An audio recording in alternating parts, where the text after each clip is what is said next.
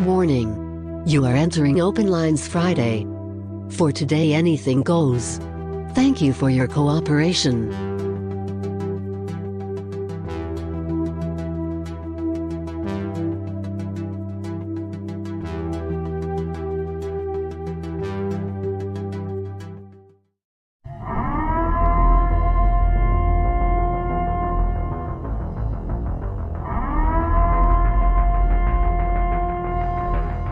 Listos pe los chingazos. Listos pe los chingazos.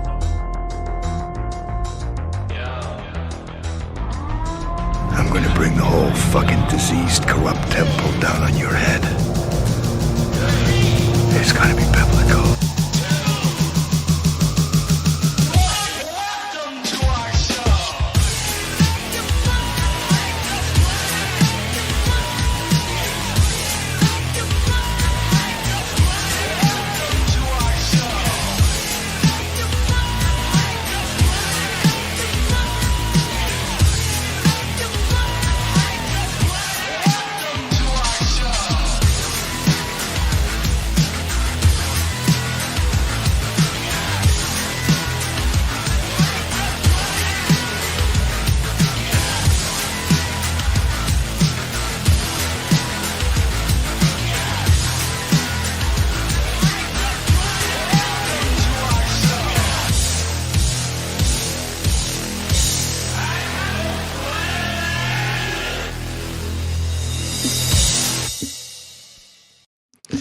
All right, this is King Bucho. Welcome to BDA Boxing, the Boxing Debate Arena Special Edition, because it's Friday, so it's Open Lines Friday. Anybody can join, and the link is in the description, and I'm also adding the link in the chat.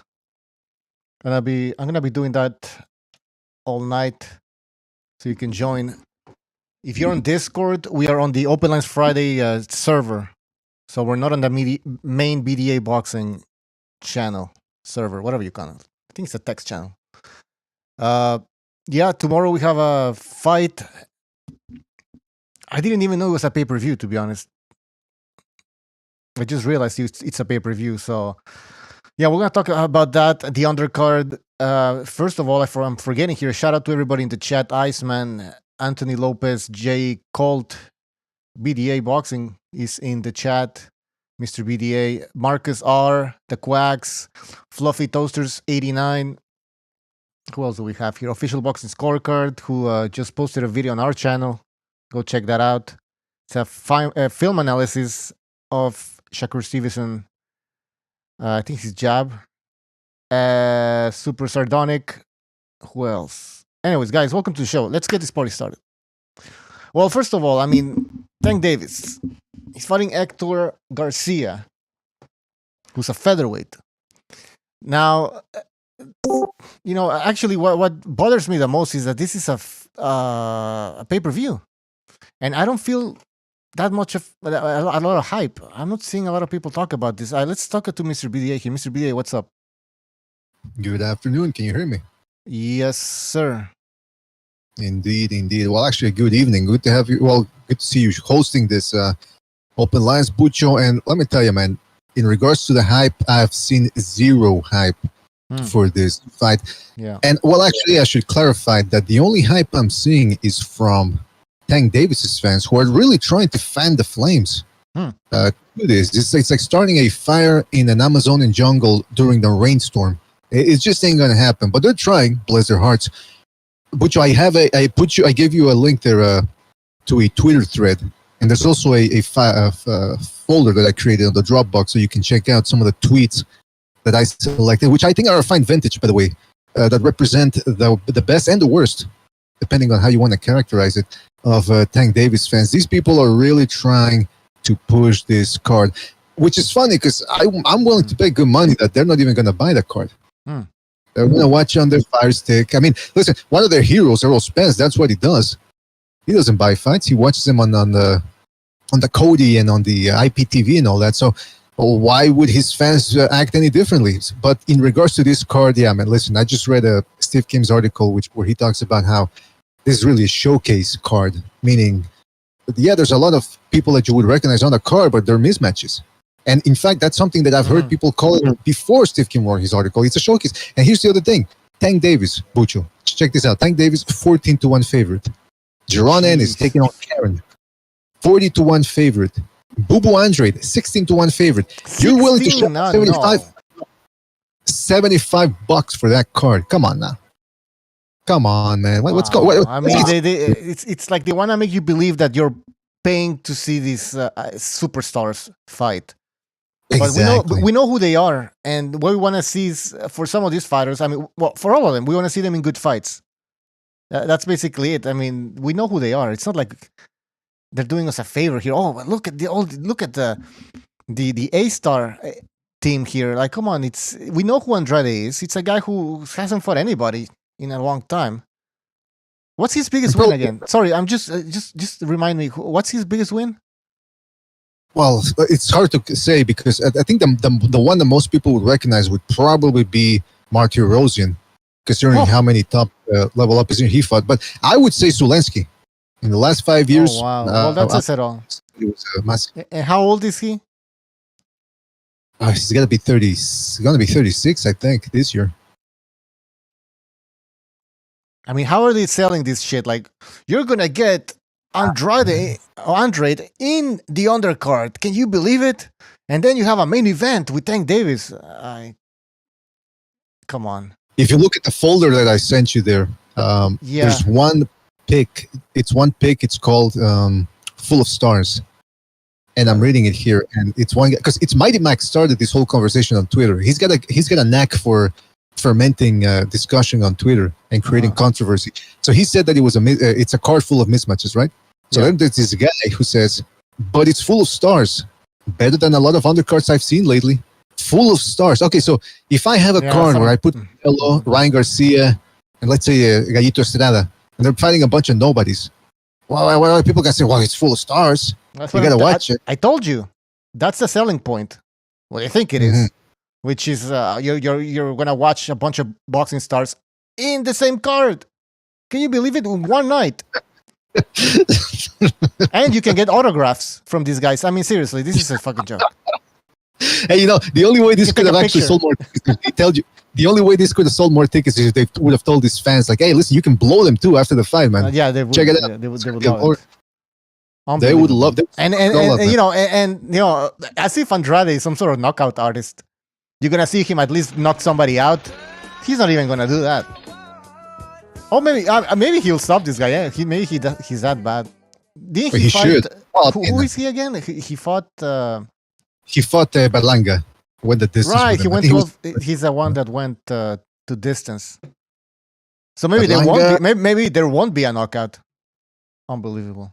Maybe they won't, man. Let's quickly. Let me just get to the super chat here from Chris K. Thank you for your contribution. He says, hold on, because I can see. Charge a lot of garbage to make it seem like the fights are worth watching. Who actually pays for these? I'd rather donate $75 to Ukraine. Well, yeah. You're just. I mean, this is. I'm not. I'm gonna say I'm not gonna pay for this fight. Of course not. You couldn't. I mean, you're not a true boxing fan. No.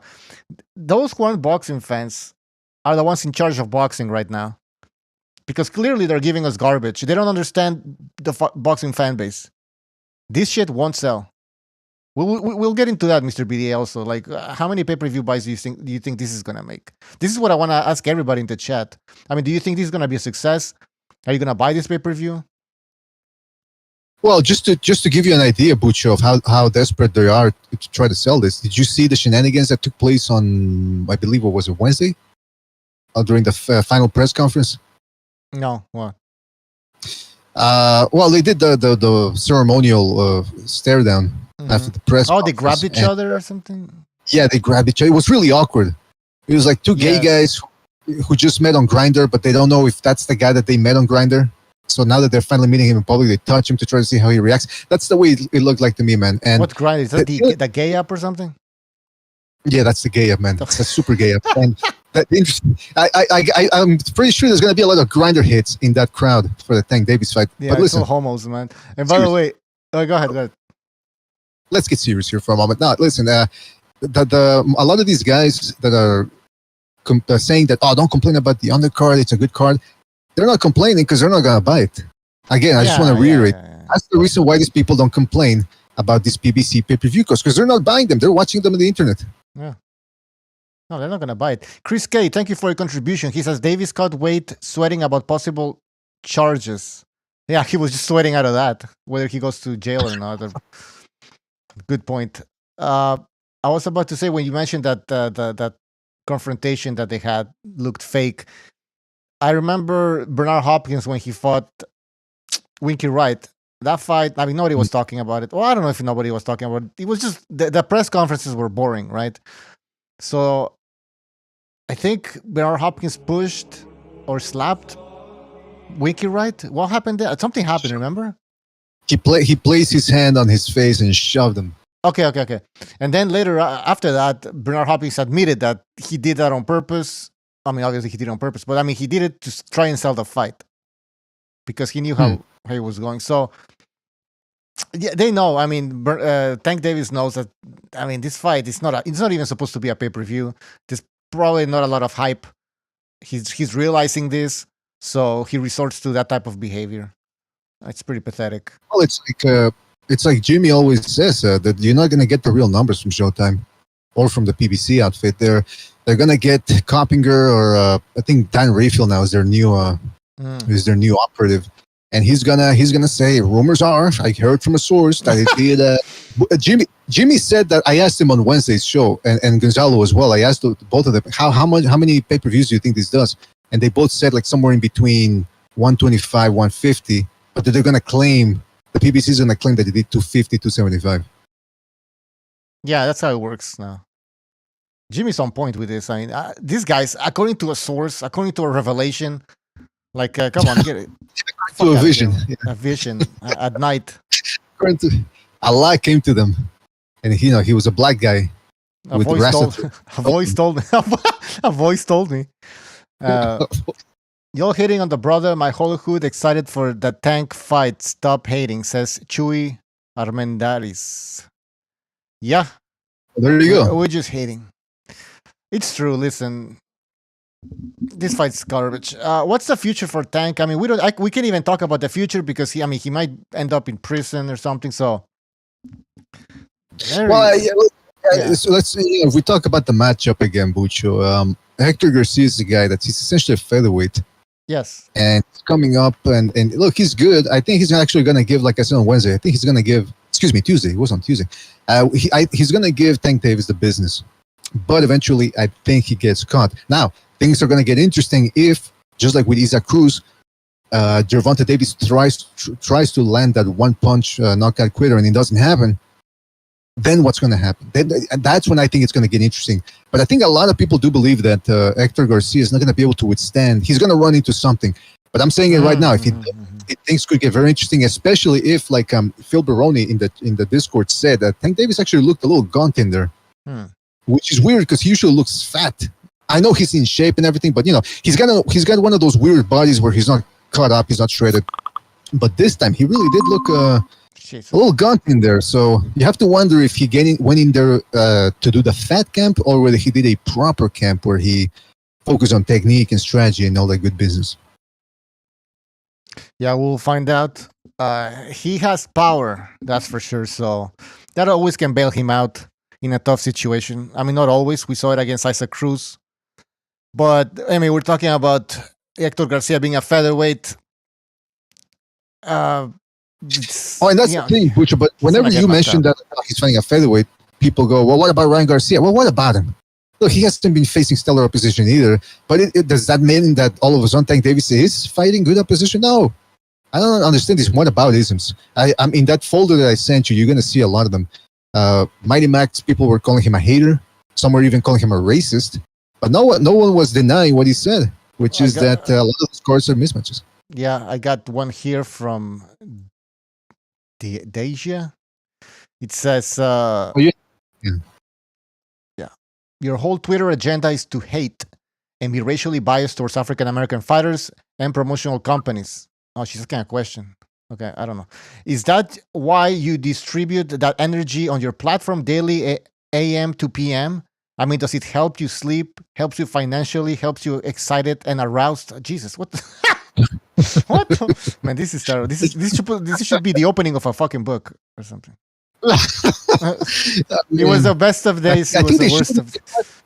I heard it from a good source that they actually show these type of tweets to people at Quantico in the behavioral unit to try to establish like who is a crazy guy, who's unhinged, and a lot of times they get it right, man. There are a lot of unhinged people on that side of the street, and this, the other thing is they go, well, it's going to be a good card because it's got names and there's going to be knockouts. Okay, so you're that's what they're entertained by, mismatches that ended with knockouts. Okay, good to know. Well, after when Tank Davis knocks out Hector Garcia, there's going to be that knockout highlight reel they're going to be playing. They're going to be retweeting. It's going to be all over the internet. And people are going to forget that it was a $75 pay-per-view. $75 pay-per-view. You know what I mean? It's like, the highlight is what's going to survive. But Butcher, did you notice but the that damage has been done? Go ahead. Yeah, I don't know if you saw it, the preview they did, Showtime, for this card, or the fight, rather, for the main event. They didn't even touch the card. But in the beginning, they go, when you're a superstar, like Tank Davis, or something akin to that. And they mentioned the record-setting numbers he did at the gate. And I'm thinking, so that's a star. Now, people who are Tank Davis fans tend to be Errol Spence fans, and people that are Errol Spence fans tend to be Terence Crawford haters. Now, Crawford draws well when he's in Omaha. Does that mean he's a star? Fuck, even Demetrius Andrade drew a decent crowd when he was fighting in wherever he's from, New Hampshire, whatever. That doesn't mean if you're fighting in your hometown, you're drawing people. Okay, even to Tank Davis' credit, however, he did draw a good crowd in Los Angeles. But even Jimmy says that there's something to be said about that, about how those numbers weren't legit. But even then, why don't they mention the pay-per-views? All they do is when you're boxing. Oh, and then they actually said this. They said he draws celebrities, and then they show Madonna with her plastic face. So a 65-year-old grandmother. Is she even a celebrity anymore? I mean, well, I suppose she is, like Prince and all those other fellows that were famous afterwards. But I mean, listen, they're really trying to push this card hard, and it just ain't gaining any traction. I mean, at least even Canelo, when he does his weighing and all that, like against Yildirim, like when he has a mismatch, for example, against Yildirim, at least he draws a crowd. It was in Florida. There was tons of people. No, we should talk about that later. What's a pay-per-view star? What's a boxing star? We have Shadow Ban here. What's up, Shadow Ban? What's up, Mucho? What's up, guys? Shadow Ban, you gotta change your name because we still see the old one. Yeah. You gotta change the new persona. Oh, fuck. This is tripping. Hold on. Well, I mean, do it later. No, whatever. Oh, shit. No, he's gone. He gone. I accidentally you kicked him? Intimidated. Oh, okay. I thought you kicked him out or something. No. Actually, let me show everybody who's on Discord. And by the way, join the panel, everybody. Open panel, man. Open lines. People might think that this isn't open lines. No, this is open lines. Anybody can join. But at some point, we gotta stop inviting people because it just gets too crowded. So now it's your opportunity to join before it's too late, people. Got lots available here. Now, Butch, are you gonna watch this fight? I mean, I think you are, but how? I found a way. Legally, of course, on the radio. Of course, yeah. How from 1 to 10, how much are you looking forward to it? I like knockouts, so I'm gonna give it a 3 just because of that. 1, I mean, I don't know what 1 would be. No, 1 is reserved for like Jake Paul fights, stuff like that. Great point. So I'm gonna give it a 3. If Jimmy jumps in, I want to ask him about Jake Paul. Apparently, he's jumped ship, no longer with Showtime. But I just want to reiterate here for the people that are just tuning in: Tank Davis is a 14-1 favorite versus Hector Garcia. Boots Ennis is a 40-1 favorite against Karen, and Bubu Andrade is a 16-1 favorite versus Demond Nicholson. So think about that before you decide to shell out $75. Now, again, we could be wrong, and maybe one of these guys favorites has a bad night and it turns into an entertaining card. But on paper, we're talking about an investment. We're talking about using your head. Yeah, anything can happen. Maybe Tank Davis gets caught with one punch and gets knocked out. But is that a real possibility for 75 buckaroos? You tell me, man. You tell me. Yeah, it's not worth it, man.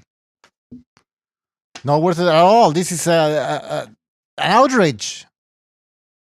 They're stealing from us. Hardworking people here. They're gonna say, right?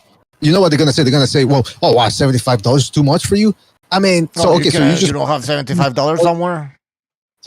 Yeah, I'm gonna go give it to like somebody that doesn't deserve it. That's because that's how I operate.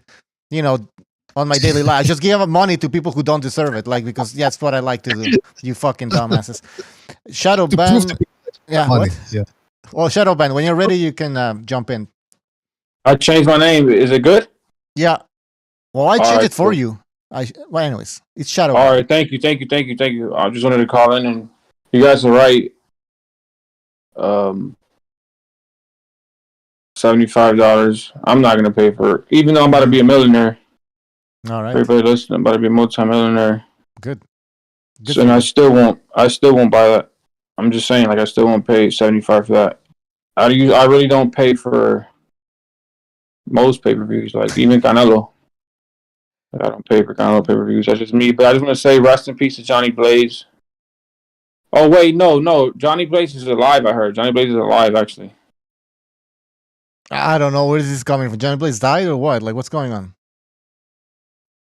Killer Be Killed is saying Johnny Blaze died. Well, yeah, but is he joking around? Like, what? I don't know. That's a sick joke. I'm not sure. I hope it's a sick joke. Well, maybe he can jump in and clarify. All right, so you're not excited for about this card that we have? I'm gonna watch it. I'm gonna watch it. It's Tank. You know, Tank is exciting here and there. You know, what if he doesn't knock out this guy? Like, is that like extremely disappointing, or like does he have to knock out this guy? I mean, he's expected to knock him out. Okay, I'm just saying. Because, you know, it happened with Isaac Cruz. He didn't stop him. So, and this is a mismatch, right? We're talking about Hector Garcia being a featherweight, basically. So, I mean, that knockout has to happen. And I'm saying if it doesn't happen, then, I mean, Jesus Christ. This is fucking bad for Tank. Pay-per-view on top of that? Fuck that. I mean, it does have a good, you know, if you're going to be unbiased about it. Boots is on it, Andrade. They're names, but their opponents are nobodies. And that's the thing. Right? Yeah, Isn't Andrade going to be on it and Boots? Yeah, but we talked about that. Like, they're trying to sell you this card by telling you that, oh, look at all these stars that are on the same card at the same night. Yeah, but they're fighting nobodies. They're mismatches, what I'm saying. They're mismatches. So, is that really exciting? To see these guys fight easy opposition? No, it's not exciting. They gotta build these guys up somehow, you know. You know, Boo Boo is 30-something years old, man. Like, seriously, they don't need to build anybody up. They're the real deal, like they've been doing. So I mean, they gotta fight bums now. Yeah, you know, it's interesting that ever since people started questioning, well, wait a minute, how come these Afro-Americans don't fight each other? Now all of a sudden you start seeing a little bit more a strife between them on Twitter, like Tank Davis and Devin Haney going at it a couple of weeks ago. I forget which one of them. But eventually what's going to happen is when they're going to ask me, are you going to fight Devin Haney? Nah, man, that's my dog. That's my dog, man. So they're not going to fight each other, man, but they're always going to try to poach other fighters. Now, real quick, Official Scorecard makes a good point. He says, Mr. BDA, and even if those names have a tough night, it would be to their shame, as they are supposed to easily dispose of this kind of opponents. That's an excellent point. Alejandro Solis says, my wife's boyfriend wants to watch the fight, so I have to buy it for him. See, that's the type of thing that's going on right now with that card. That's the type of thing that it's causing, that type of strife it's causing in homes all over America. Oh, man. What else can we say about this shit? I mean, what about Andrade? I mean, he's now with the PBC. He said recently, fuck Canelo. I'm with Showtime now. You know, meaning that he has other options now. He has a potential Charlo fight or a Benavidez or Plant fight, depending on who wins that. So, what do you guys think about Andrade, man? Acting like this, saying fuck Canelo.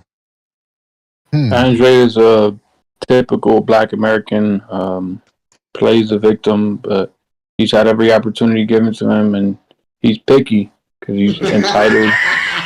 And now he wants to call out Canelo. He feels like, I don't have to prove a point. Like Errol Spence and Terrence Crawford, we don't have to prove anything. We're champions. And like Izzy said, they're 2 Nigerian champions. Kamaru Usman said it. 2 Nigerian champions is better.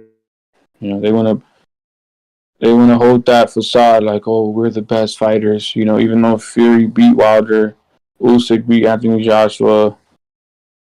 The list goes on. Yeah. But they want to give that facade, so they don't want to fight each other. That's what it's about. Also, Andrade didn't really do himself any favors He does. by fighting in a boring fashion. Like, he's boring as fuck. So, like, what do you expect? He's had the opportunities. He ducked his last fight because he wasn't going to get paid or this and that. Versus Ortiz is taking, his fight with Stanionis. Yeah. Didn't he take a low cut? I don't know. I don't He be did. surprised. And they're trying to justify that shit like, oh, he has a deal with his own. He's making this and that. Blah, blah, blah. That's what these people do. Try to lowball the Mexican. At least, Andrade, it's a tricky situation here with him because I did want to see him fight Canelo. I did want to see him at least step it up. But the fact that you can only ride this whole nobody wants to fight me shtick for so long. Yeah. I mean, even look at Golovkin. He fought some of the best guys out there, some of the best middleweights. I mean, the only people that really didn't want to get in there with him were Saunders, Canelo, and Martin. Well, Martinez, those were big names. Those were, he fought some of the other contenders. And then eventually he got Jacobs in there, who built himself a nice resume, Canelo, and so on and so forth. Andrade never got anybody but Zulensky, man. I mean, come on. But I do want to see him fight some good people. It's always frustrating to watch talent wither away. And even though he's not as talented as some people want to make him out to be, I hope Andrade fights somebody before he retires, man. So if he's been saying that he wants Charlo and I think even Benavidez, he said, I believe. Those would be interesting fights to finally see one last shot, see if he could deliver. But yeah, his career has been a complete and total miss, man. My fear is that if he gets to fight these guys that he mentioned, Charlo, Benavidez, and Plant, I mean, would that fight be a pay-per-view? Good question, man. Good question. You probably would be, man. I mean, if Tank Davis is fighting Garcia on pay-per-view, I'm expecting Charlo to fight Andrade on pay-per-view. I think Benavidez versus Plant is a pay-per-view, right? Oh, yeah, it's going to be. And that hasn't been announced either. Like the other day when we were talking about this over at What Rapids, and he's going to be fighting Caleb Plant. But when? Has that been announced? Has a network been, has a rumor of a date been announced? I think so, but not even a network, not even a location. It's still very much up in the air, man. Terrible. Let's see what people are saying in the chat here. JDA says, Charlo's trainer said that both Charlos will refuse to fight Andrade. Oh, come on. Okay. Reverend Pickle says, true, Bucho, he's boring, but he can box and move. He just needs testing to the limit. Bucho, you know what Caleb Plant's last outfit represented, right? Nope. His Freddy Krueger outfit. His versus the Raw. Uh-oh. Okay. Let me find it. And what does that mean? What does that mean? Clean, too. I can't even lie. That was out. That shit was fucking clean. That Freddy Krueger theme, he had the Freddy Krueger Nike Dunks on the shorts. Freddy Krueger, the movie Freddy Krueger is about people who are hunted in their dreams and when they don't want to fall asleep because Freddy Krueger hops in their dreams. Yeah. You know what that represents, right? Nope. Caleb Plant knows. Well, what do you think it is? Doesn't sound familiar? People going to sleep in their sleep. The knockout? No, I don't know, man. Yeah, the knockout. Yeah. Knockout. That's what that is. All right, well, you know what? I'm going to think about it. You might be onto something here. Super Sardonic says he enables Jermal to stay ducking. That's right. By the way, Bernard in the chat says the movie is Nightmare on Elm Street, not Freddy Krueger. No, but we all know what he's talking about. It's true. That's not Nightmare on Elm Street. The dude is Freddy Krueger. The character who got burned to death. It's like with Jason Voorhees. You say Jason Voorhees, you don't need to say, Friday the 13th. I mean, we all know what the character in that movie was. Joe says, "What's the number to call in?" It's open lines. It's open lines. So the Discord here. Here's the link. If anybody wants to jump on, just click the link. You'll be on the panel. But Shadowbat, let me ask you this, man.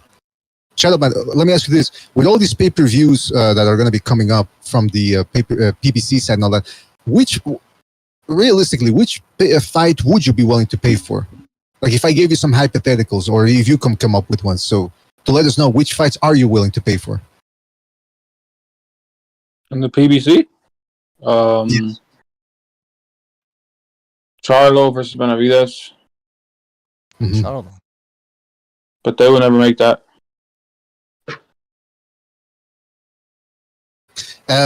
Obviously, Errol Spence Crawford. I mean, that's a fantasy fight because that didn't even come to mind because it's I don't really care. I already know what that's about. How haven't they got stripped after all these years? Hey, if we want to talk about rumors, there's a rumor that Errol Spence is fat right now, and that was corroborated by the pictures that we saw from a couple of weeks ago at that Showtime card, where he was wearing that Christmas sweater or whatever it was, and he looked a little chunky in there, man. Look chunky, I gotta tell you. Doesn't seem like he stays in the gym. Hey, by the way, here's another thing, man. Somebody else in the Discord was saying that Jaron Ennis, after the weigh-in, said, they asked him, how come he weighed in at 145 point something? And they asked him, hey, how come you showed up that light? And he goes, well, actually, when I weighed myself in the morning at the hotel, I was 146. So I ate a little bit and drank a little bit, and I was at 145. So people are going, wait a minute, how can you fucking eat and drink and weight less? Now, here's the thing. When you're boxing weights can be very bizarre because when you're training hard for like 2 months in a row, your body just burns through everything, man, and it continues to burn through everything if you're not killing yourself to make weight. So that's something that could have possibly happened with Jaron Ennis, but it did fuel a lot of, or not a lot, but some controversy because there's a lot of people. Some people believe that his scales are actually rigged because he does look huge, by the way. He looks like a fucking super middleweight in there. Surprised. No exaggeration. Yeah. Well, so how old is he? He's 25, I think, 26. Oh my. Yeah, I mean, I don't know. He's gonna have trouble making weight after that. This sport can, fights can be fixed. Fighters can take dives. We need, of course, obviously good evidence to determine that. But that's the problem is you just don't know, man. Anything's possible, really. But at least, But yeah, that's the whole thing. I wish somebody really did now keep an eye on those scales just to make sure that they're on the level. Because I don't know, man. What's better, that they have the digital scale? What's it called? And then I think they use those now. And the other one, the old school one. Yeah, the old school.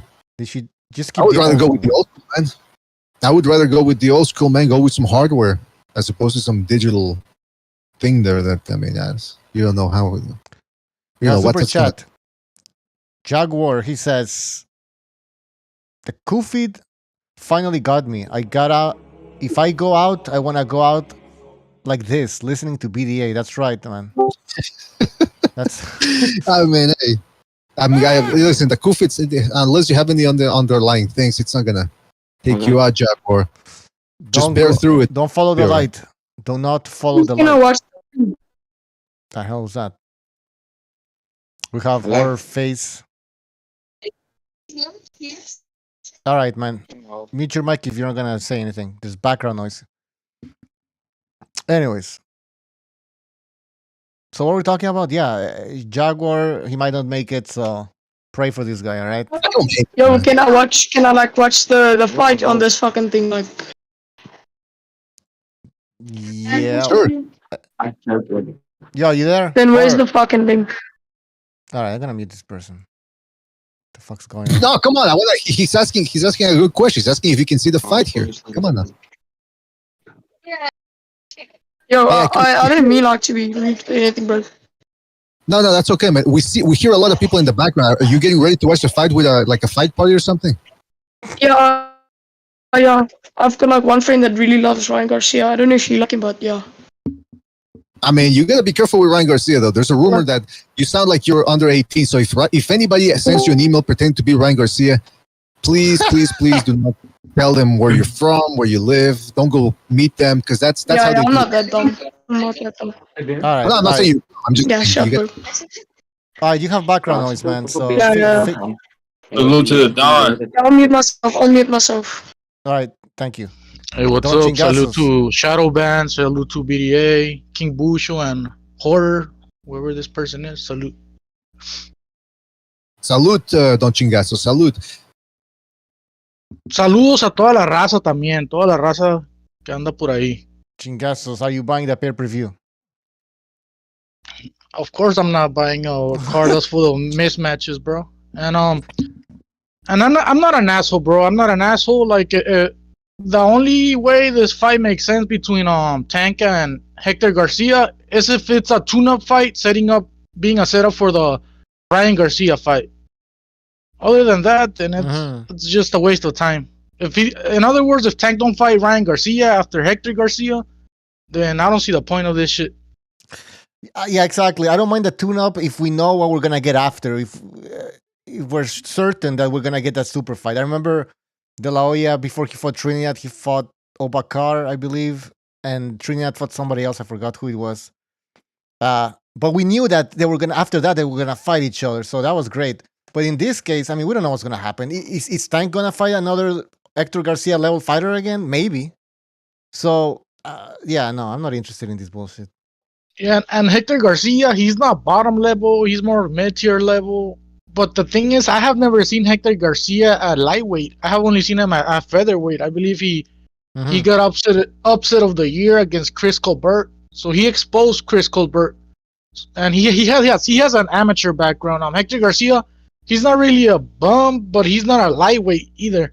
And correct me if I'm wrong, but I think the fight is happening at 135. Yeah, exactly. We touched on that point. I mean, this guy is basically a featherweight. Tank needs to knock out this guy. If he's unable to knock out Garcia, it's gonna look really bad on Tank. Yo, I heard you say 135. What is your current time right now? What? I heard you said 135. Like, what is your time at the moment? Yeah, and I said 135 in reference to lightweight, the lightweight division, not the time. Yeah, okay. Oh my god. Yeah, but All what is your time right now? Because I'm not where you are. Okay, it's 6 p.m. over here. That's great. Don't tell him the time. Oh, okay, so another. Okay, sure. All right. Now this kid's gonna break you down, Pucho. Yeah, this is not going. Yeah, I don't know what's going on, but Yeah, I we also have Boots Ennis on the undercard, right? Fighting a Karen guy. I think he's an Eastern European guy. I could be wrong. I don't even know who Karen is, to be real with you. But that's a mismatch, bro. And Karen already has a loss, bro. Anybody can come on. It's open panel. Stop being scared. Come on. I want to tell you something. Hey, I heard that the Karen guy is actually like a hermaphrodite or something. That's a rumor. Obviously, I'm not saying that it's true, but I heard on the Down Yonder on Twitter that the Karen name actually is quite it fits because the guy might actually have a little bit of more estrogen in his body than the average person. But hey, Don Chingazos, you mentioned I heard he's weight. always looking for the manager. Every time he goes into a business, he has a problem. He has a problem. He's always looking for the manager. That's what I heard about Karen. But what was your question, BDA? Sorry. I was gonna say. You know, you mentioned that Hector Luis Garcia is actually a featherweight.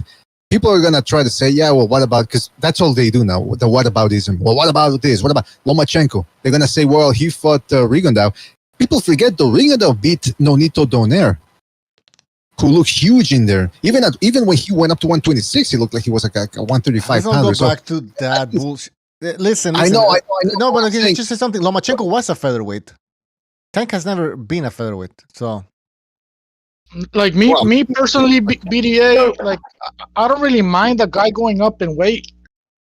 But to defeat an opponent does not establish. And the thing is, Hector Garcia, he's going up in weight and he's facing Tank. And Tank, he's supposed to be one of the top fighters of 135. So you're making this guy go up in weight against one of the best fighters in the division, and that shit doesn't make really any sense to me. And I know we saw Triple G go up in weight against Canelo, but the difference is Triple G was a unified champion, and Canelo was undisputed champion. So there was a lot of it made sense, at least to me. Hector Garcia is not a top featherweight. I mean, he's not like a top 3 featherweight or anything like that. You know, it's not like, oh my god, we've been waiting for Hector Garcia to finally move up in weight because he's so good. No, he's not. Right? He's an okay fighter that's moving up in weight, like you said, to fight one of the best lightweights. So it should be a mismatch. This isn't Pacquiao moving up in weight. It's Hector Garcia. Yeah, exactly. So, and people are not looking at all those details. They just see, Tank pay-per-view. Oh, I want to see a knockout. I'm buying the pay-per-view. But truth be told, I don't think this pay-per-view is going to do great numbers. And the reason is, look at Fury versus Chisora. That was like one of a recent pay-per-view, right? And it only did 500,000 pay-per-view buys, which isn't that bad. But we're talking about the UK, and we're talking about Fury. And Chisora also has a cult following over there in the UK. So this is how the economy is right now. A lot of people aren't buying pay-per-views. So I don't think Tank is gonna bring in a lot of attention, at least not against Hector. So if you want me to like speculate how much it's gonna sell, I think it's gonna sell around 50K to 100K at most, somewhere in there. I'd say 50K. That's what I speculate. Makes sense, though. Makes sense. We have Angel Torres here. If you wanna jump in, jump in. What else? But yeah, I'm using the Fury versus Chisora pay-per-view as a reference, to have an idea of where the market is at right now. But in that fight, like you said, I mean, Fury is obviously a superstar, and Dylan White, he's a big name in the UK. I mean, he's fought Dylan White, he fought Chisora, he fought a lot of boxers, so that was a big fight. I mean, a big fight. That's a bigger fight than this one that we're getting. Tank against Hector Garcia. Yeah, what are your predictions? Well, Tank is gonna win by knockout. That's my opinion. Well, I don't know what you guys think, though. I mean, Garcia did go. Well, he knocked out. He stopped that guy, hype job guy. What's his name? No, he didn't stop him. He didn't stop him. He dropped. I dropped him. No, oh yeah, you're right. Yeah. Okay, so. Oh man, he's getting knocked out. Or is it crazy if I say it could be a draw? I mean, my prediction is Davis wins, Jaron Ennis wins, Rashidi Ellis wins, and Andrade wins. It's kind of obvious if you ask me. Just they're all mismatches, bro. I mean, any hardcore fucking boxing fan will tell you all this shit is just a mismatch. Yeah, what are the odds? Yeah, something they're claiming is, this is the best card of 2023, but you can see it's okay. There's a good profile fighters like Ellis, Ennis, Andrade, and Tank, but the other, who are they fighting? They're fighting tomato cans. So why are they claiming it's a good card? A good card. Andrade is fighting Nicholson. Rashidi Ellis is fighting Bija, Roman Bija. Jaron Ennis is fighting Karen. Who the fuck are they? Guys, you're being ungrateful. You guys are being ungrateful. You're watching superstars on the same card in one night. That's right.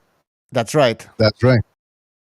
Well, it's the same thing. Like we can have like superstars. I don't consider Ennis and Ellis and Andre superstars. But okay, if you want to say they're superstars, okay. But come on, man, it's okay. It's a good card. Maybe the names. No, it's not. It's not a good card. I'm just kidding, man. I'm just fucking around. I think we can get like good fighters. Maybe I don't know if let's see the zone. We can get maybe Canelo, maybe Triple G. Or maybe another 68. What's his name? Jacobs. We can get them in the same car fighting tomato cans. They're gonna. What are they gonna pay them? 50K to fight. And reference to a Canelo pay-per-view, we had Bam Rodriguez versus Israel on the co-main event on the Canelo versus Triple G3 fight, and that wasn't a mismatch at all, bro. Bam Rodriguez, I'm a big Bam Rodriguez fan. Everybody knows this. And he struggled, bro, against Israel. And that's because Israel was no fucking joke, bro. Israel is badass, bro. He went 12 rounds against Chocolatito, man. So yeah, that was the fight. If you're a connoisseur, you know that was going to be a competitive fight. This one, you don't even have to be a connoisseur. You look at the records, you go, "What the fuck is this? Karen versus Jaron Ennis?" You know, it's like Demetrius Andrade against the guy who's got already 4 losses, and he hasn't really beaten anybody. No, come on now. Let's get serious here for just a minute. Here. Let's get serious. By the way, Get His Hands, thank you for your contribution. He says, that was a waste of fucking time. Nobody did not want to see Fury fight Chisora again. Oh, yeah, right, Chisora. I was talking of Dylan White. If you're in need of a tune-up, fine. But he could have had somebody like Joey Joyce. Well, that's not a tune-up, I think. That's a tough fight. But I get your point, though. That Chisora fight, I mean, he was a third. They didn't even put number 3 in the poster because they were so embarrassed. So they should have put this is the third fight. And I didn't want to mention that because then people will go back and look at the 2 fights before that and they were mismatches, especially the second one. Jimmy, what's up? What's up? Tell us about this pay-per-view that's full of superstars. What are your thoughts on this? Oh, wow. Yeah, no, man. Yeah, no, that fucking Boots fight. I mean, listen, God, truthfully, no bullshit. Boots Ennis wouldn't hire that dude as a sparring partner. That kid's gonna step. He would step in the ring. Boots would tease him, fuck him around for a bit. If he didn't like him, probably embarrass him in front of his people. If not, but then he would send him the fuck out of there because he would actually make him worse of a fighter to have to spar a knucklehead. What he's about to go out and destroy. So it's not a question of when he's gonna knock this kid out. It's just or if. It's a question of when. You know what I mean? Does he do rounds because he needs rounds because he fought 4 minutes in 2022? Or does he extend it 3 and 4 rounds and then have to listen to everybody on Twitter say he's a fucking, he's overexposed? And listen, and I'm a big, huge Boots fan. I think he's a talented kid, super talented kid. But he's got to get his chin checked. We need to see him take that progression that we saw Virgil Ortiz take. We saw him step into fucking heavy fire against the fucking Hungarian kid. I don't know if he's Hungarian. I don't know. Can't remember. But Kluvis, whatever his fucking brutal name is, and took a big shot and come back with more ferocity. You know what I mean? Like a fighter's fighter. So he took that. So right now in their career, I rate Virgil higher because I already know what you're getting with that dude now because his chin's been checked. And I've heard, and again, I'm going to be honest, I've heard the grapevine that he does take a good punch because people have seen it. I don't know if that's just rumor control or not, but that's what I was told. He fights like he could take a good shot because he does take punches. He's not like sometimes overly worried about getting hit. So I'm very high on the kid, and it's an embarrassment. And I'll tell you right now, who would say this is an embarrassment if he wasn't fucking, being told not to? It would be Boots. We'd be like, what the fuck is this, man? Seriously? I fucking fight once in a year in my fucking physical prime, and you're gonna put me in against a dude with the name Karen. Like, hey, listen, it gets better. His name's Karen. I know. You know what I mean? Like, could you picture him with his family going, man, what the fuck? Why did I sign with these fucking idiots? Why did I sign with these idiots? Jimmy, don't you think that like any boxing fan that actually keeps up with boxing knows who Estayones is because Estayones is the WBA regular champion? And that's who Virgil Ortiz is fighting next. And compare Estayones to Karen. And people want to compare Virgil Ortiz to Ennis? Fuck no, there's no comparison. At least when it comes to the opposition, the quality of opposition. Yeah, you just have to be honest. It's just a question of honesty. Are you going to be honest or you're just going to be a fan? Because honesty states that we seen Ortiz, and he took a big shot. Probably would have put a lot of dudes on their ass, and he came back. And I'm not saying Ennis can't, but once we see that, then that opens up, I just don't want to put him, it's hard to say, he's a top 5 fighter in the world, when he's got 30 professional fights, man, fighting once a year, too. Listen, and you know what's going to suck? He's probably better 2 years ago, when he was fighting 3-4 times a year. You know what I mean? I'm telling you guys, I can't stress it enough how devastating ring rust is to fighters, how much you depend on timing, and all that's so important, and punch calluses. That's a real thing. Jimmy, yes. Do you know a lot of people like to talk shit about Golden Boy, right? Like Golden Boy this, Golden Boy sucks, whatever. But it's funny how Oscar De La Hoya is putting at least $2 million for the Styonnes versus Berjo Ortiz fight. And Styonnes is not a golden boy fighter. And he's taking most of the purse.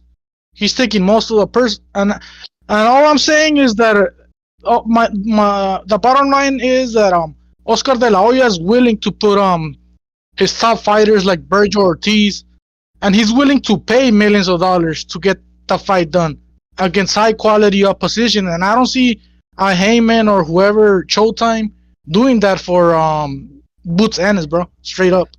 No, they're not. And listen, Oscar De La Hoya, whether you like him or not, he's going to be all right. He proved that when his whole stable was ripped. You know what I mean? I know Canelo ended up leaving him, but he should always be grateful. That's why anytime I see him throwing, like, fucking talking out of the side of his mouth about Canelo, I kind of don't like that, because Canelo hung in there, dude. If Canelo had walked with the rest of the stable, he would have been done.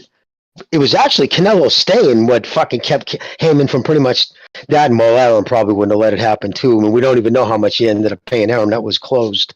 They can't say, but he's got the Mexican Americans, and because Mexicans are always going to be such a driving force in the sport. I mean, the prime of the sport now used to be forever was the Northeast. Now it's the Southwest. There's just no question there. The best sparring is in Las Vegas now, in the Southern California. I mean, that's where all the fighters move to now. So yeah, he's going to be all right. In fact, his stable's getting better. You know what I mean? As he moves ahead, and he's got some young talent, I heard. And Oscar knows the fight game. As long as he stays sober and he's within his, wits, and he surrounds himself with good people, Oscar will be all right. Hey, Jimmy, in the Southwest, we have Manny Robles, Abel Sanchez, Eddie Reynoso, Robert Garcia.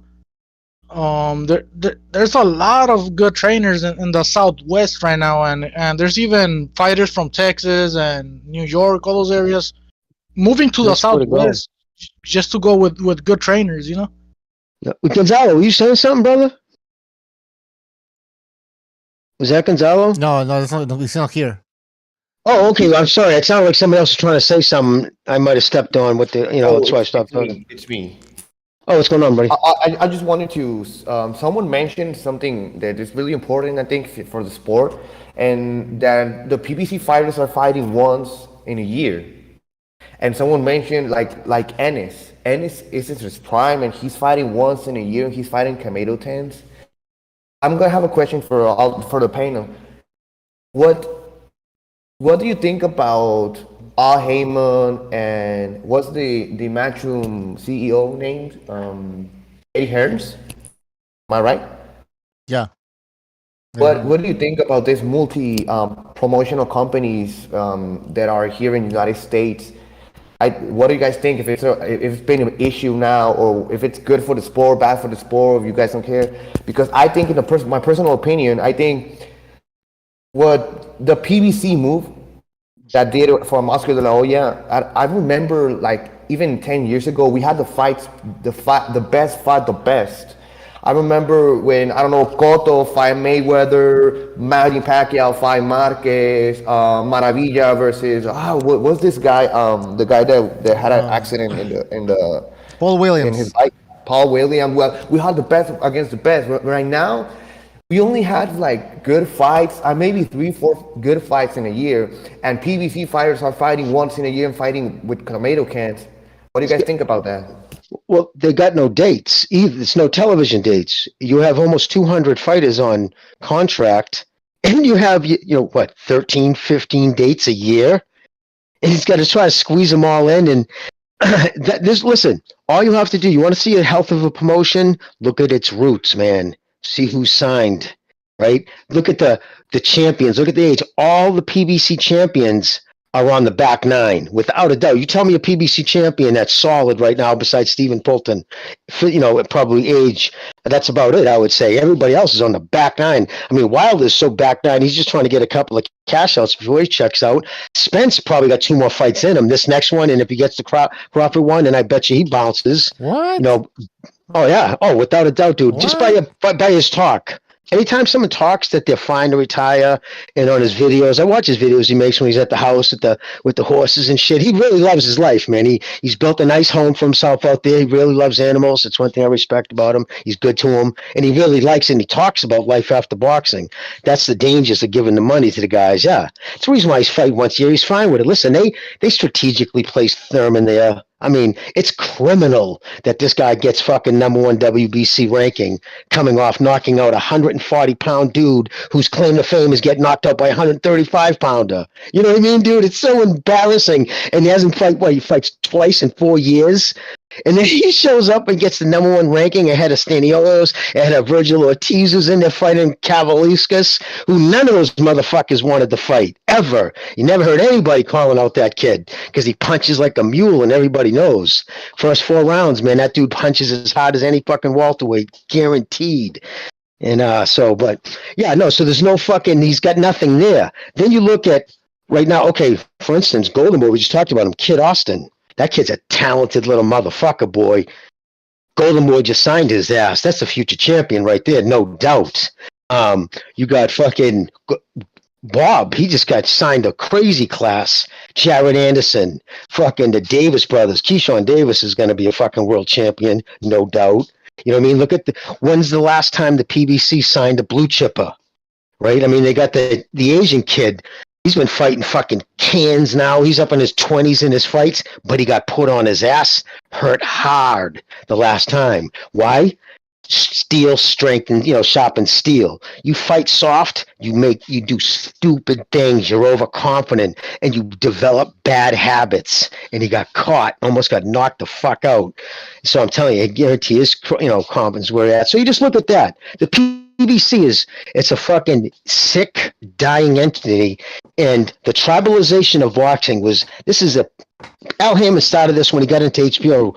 Remember, he started when he got into the game. It was as an HBO executive.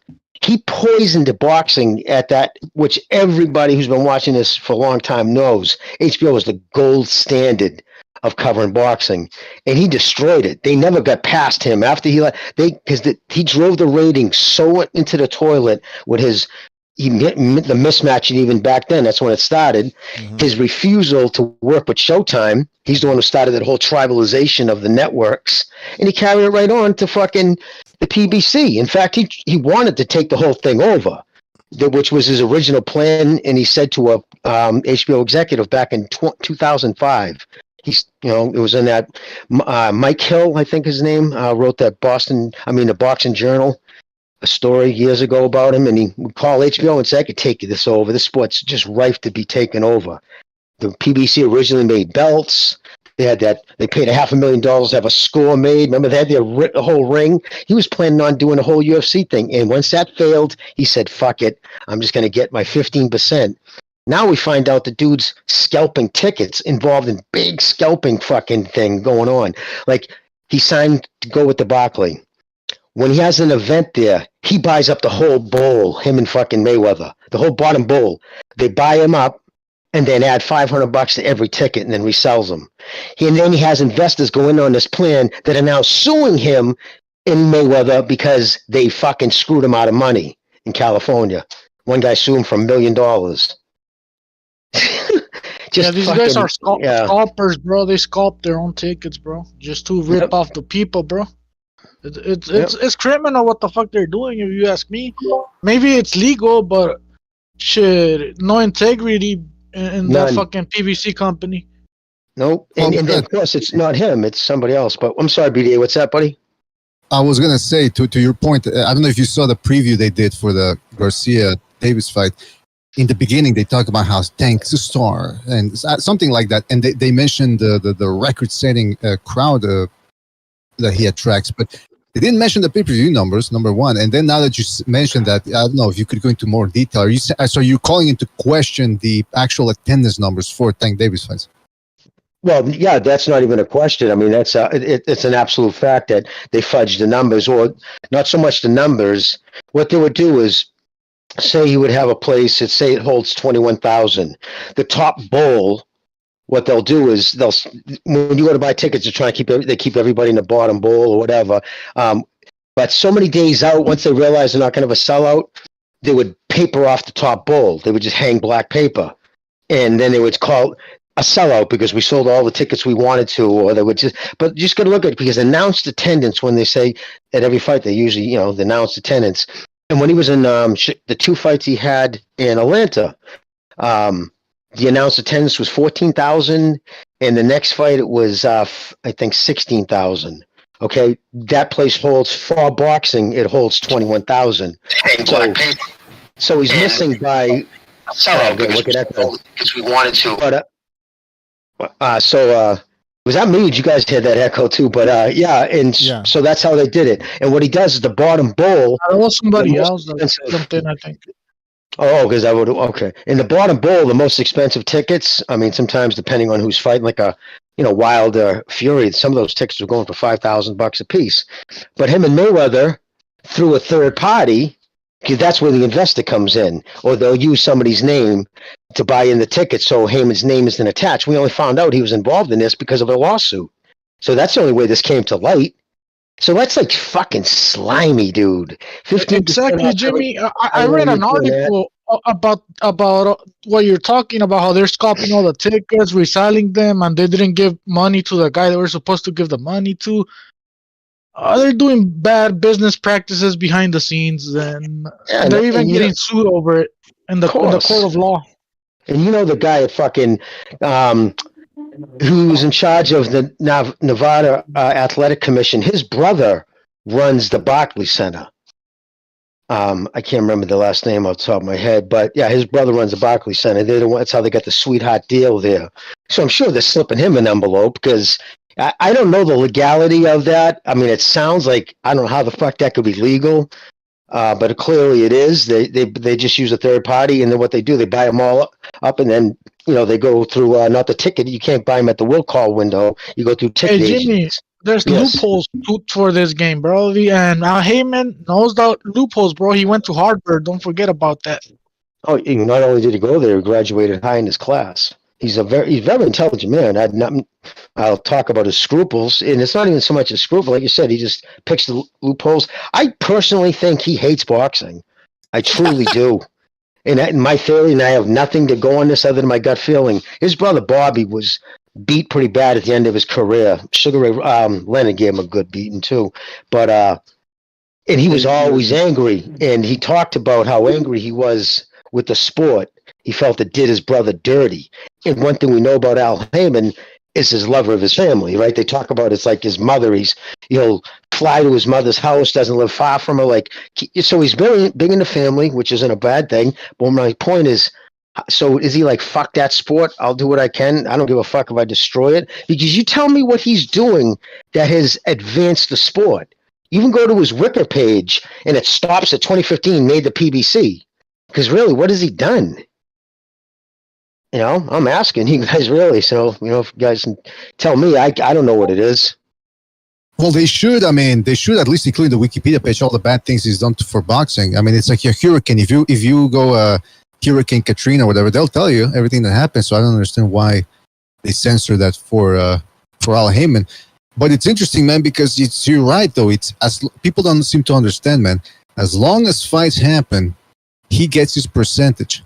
So he doesn't really care all that much whether it's Spence Crawford, which is dumb because he would do more money if he took a percentage off of that. But ultimately, he doesn't care because he's probably getting a stream of money from somewhere else. Well, Mr. BDA, yeah, I'll tell you exactly how it is. Say, put it this way: this is Al Haymon sitting at his desk, gets the call from Steven. This is the money you were allotted this year. Say $55 million. Just throw out that number. He instantly looks at that and says, I get 30%.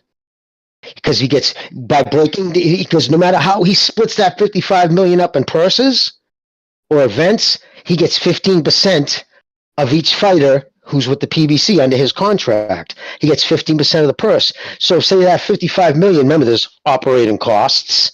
So I don't know, what is he paying himself, right? So he could be paying himself $10 million, who knows? And then he splits the rest up in purses.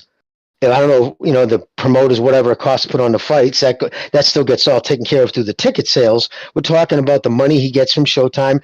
He probably looks at, 30%, 15% each fighter. So yeah, fools. So He from that day on, that's no matter how he slices it up to the fighters, he doesn't care because he's already knows his bottom line. Everybody. He overwrites everybody in the company. Final say. Those promoters, Tom Brown, Lukowitz production, when they say that these fights, they're just shills. You know what I mean? They just go there, their names on paper. He'll let them pick maybe their vendors, you know what I mean? Or something like ring girls. But all the other things, all the particulars, that's run by Mike Hill, which is his attorney. The attorney's had for years. He's a redhead guy with freckles. Oh, wow. I thought everybody was black there. Remember? Actually, a lot of his staff is white, just to be honest. Yeah. All right. Because he believes in meritocracy. It's almost like a pyramid scheme, man. And yeah. And now Haymon is at the top, overriding the shit out of everybody below, the vendors, the fighters, the promoters, the network, everybody. Yep. Everybody gets it. Yep. I mean, his pay-per-views are horrendous, so it is what it is. We have Rare Breed. Yo, what's up, Rare Breed? What up? Yeah, what's what do you think about this pay-per-view? What, are you buying it? Are you excited? It's a pay-per-view full of superstars. I'm not buying it. Keep it above. I'm definitely not buying it. All right. It's not worth all that. But it is a good showcase of, at least it's fighters that I want to see. I just maybe not the fights, the matchups that I want to see, but it's fighters that I like. I like how you said it's a showcase, bro, not an actual fight. Well, except for the main event, I think that's a legit fight for a Tank. And also don't sleep. No doubt, but don't sleep on Roman Villa and Rashida Ellis, because I don't care who you fought. Anybody that has 25 wins with 24 knockouts is a dangerous motherfucker. So Villa is a live dog in that fight. Maybe it's the most interesting fight. Actually, in my opinion, I think it's the most equal fight. I mean, I don't sleep on Garcia and Tank Davis, but I see that fight, and I think they both are. I think it's the more equal fight in that card. Exactly. I get my down vibes from the Villa card. It's in the main card, bro. I think it's the prelims. Just so you know, because Andrade is opening up the main card. You think the Villa fight is in the prelims? No, it's not. I could check, but I'm pretty sure it is, bro. Imagine. I doubt it, but I mean, they wouldn't put him on the stage if it was a prelim fight. Weigh in and all that stuff. They wouldn't do that. Jimmy, just quickly, because somebody posted. No, you're right. I just checked, and Roman Villa, it is the main card, and he's fighting Rashidi Ellis. But Roman Villa already has a loss, bro. But yeah.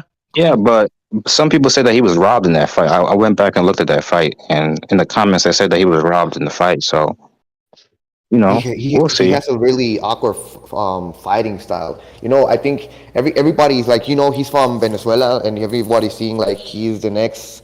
Was this guy that killed himself? Edwin Valero. Edwin Valero, man. He has that similar aggressive style, and they have heavy punches. So he's a Medina type.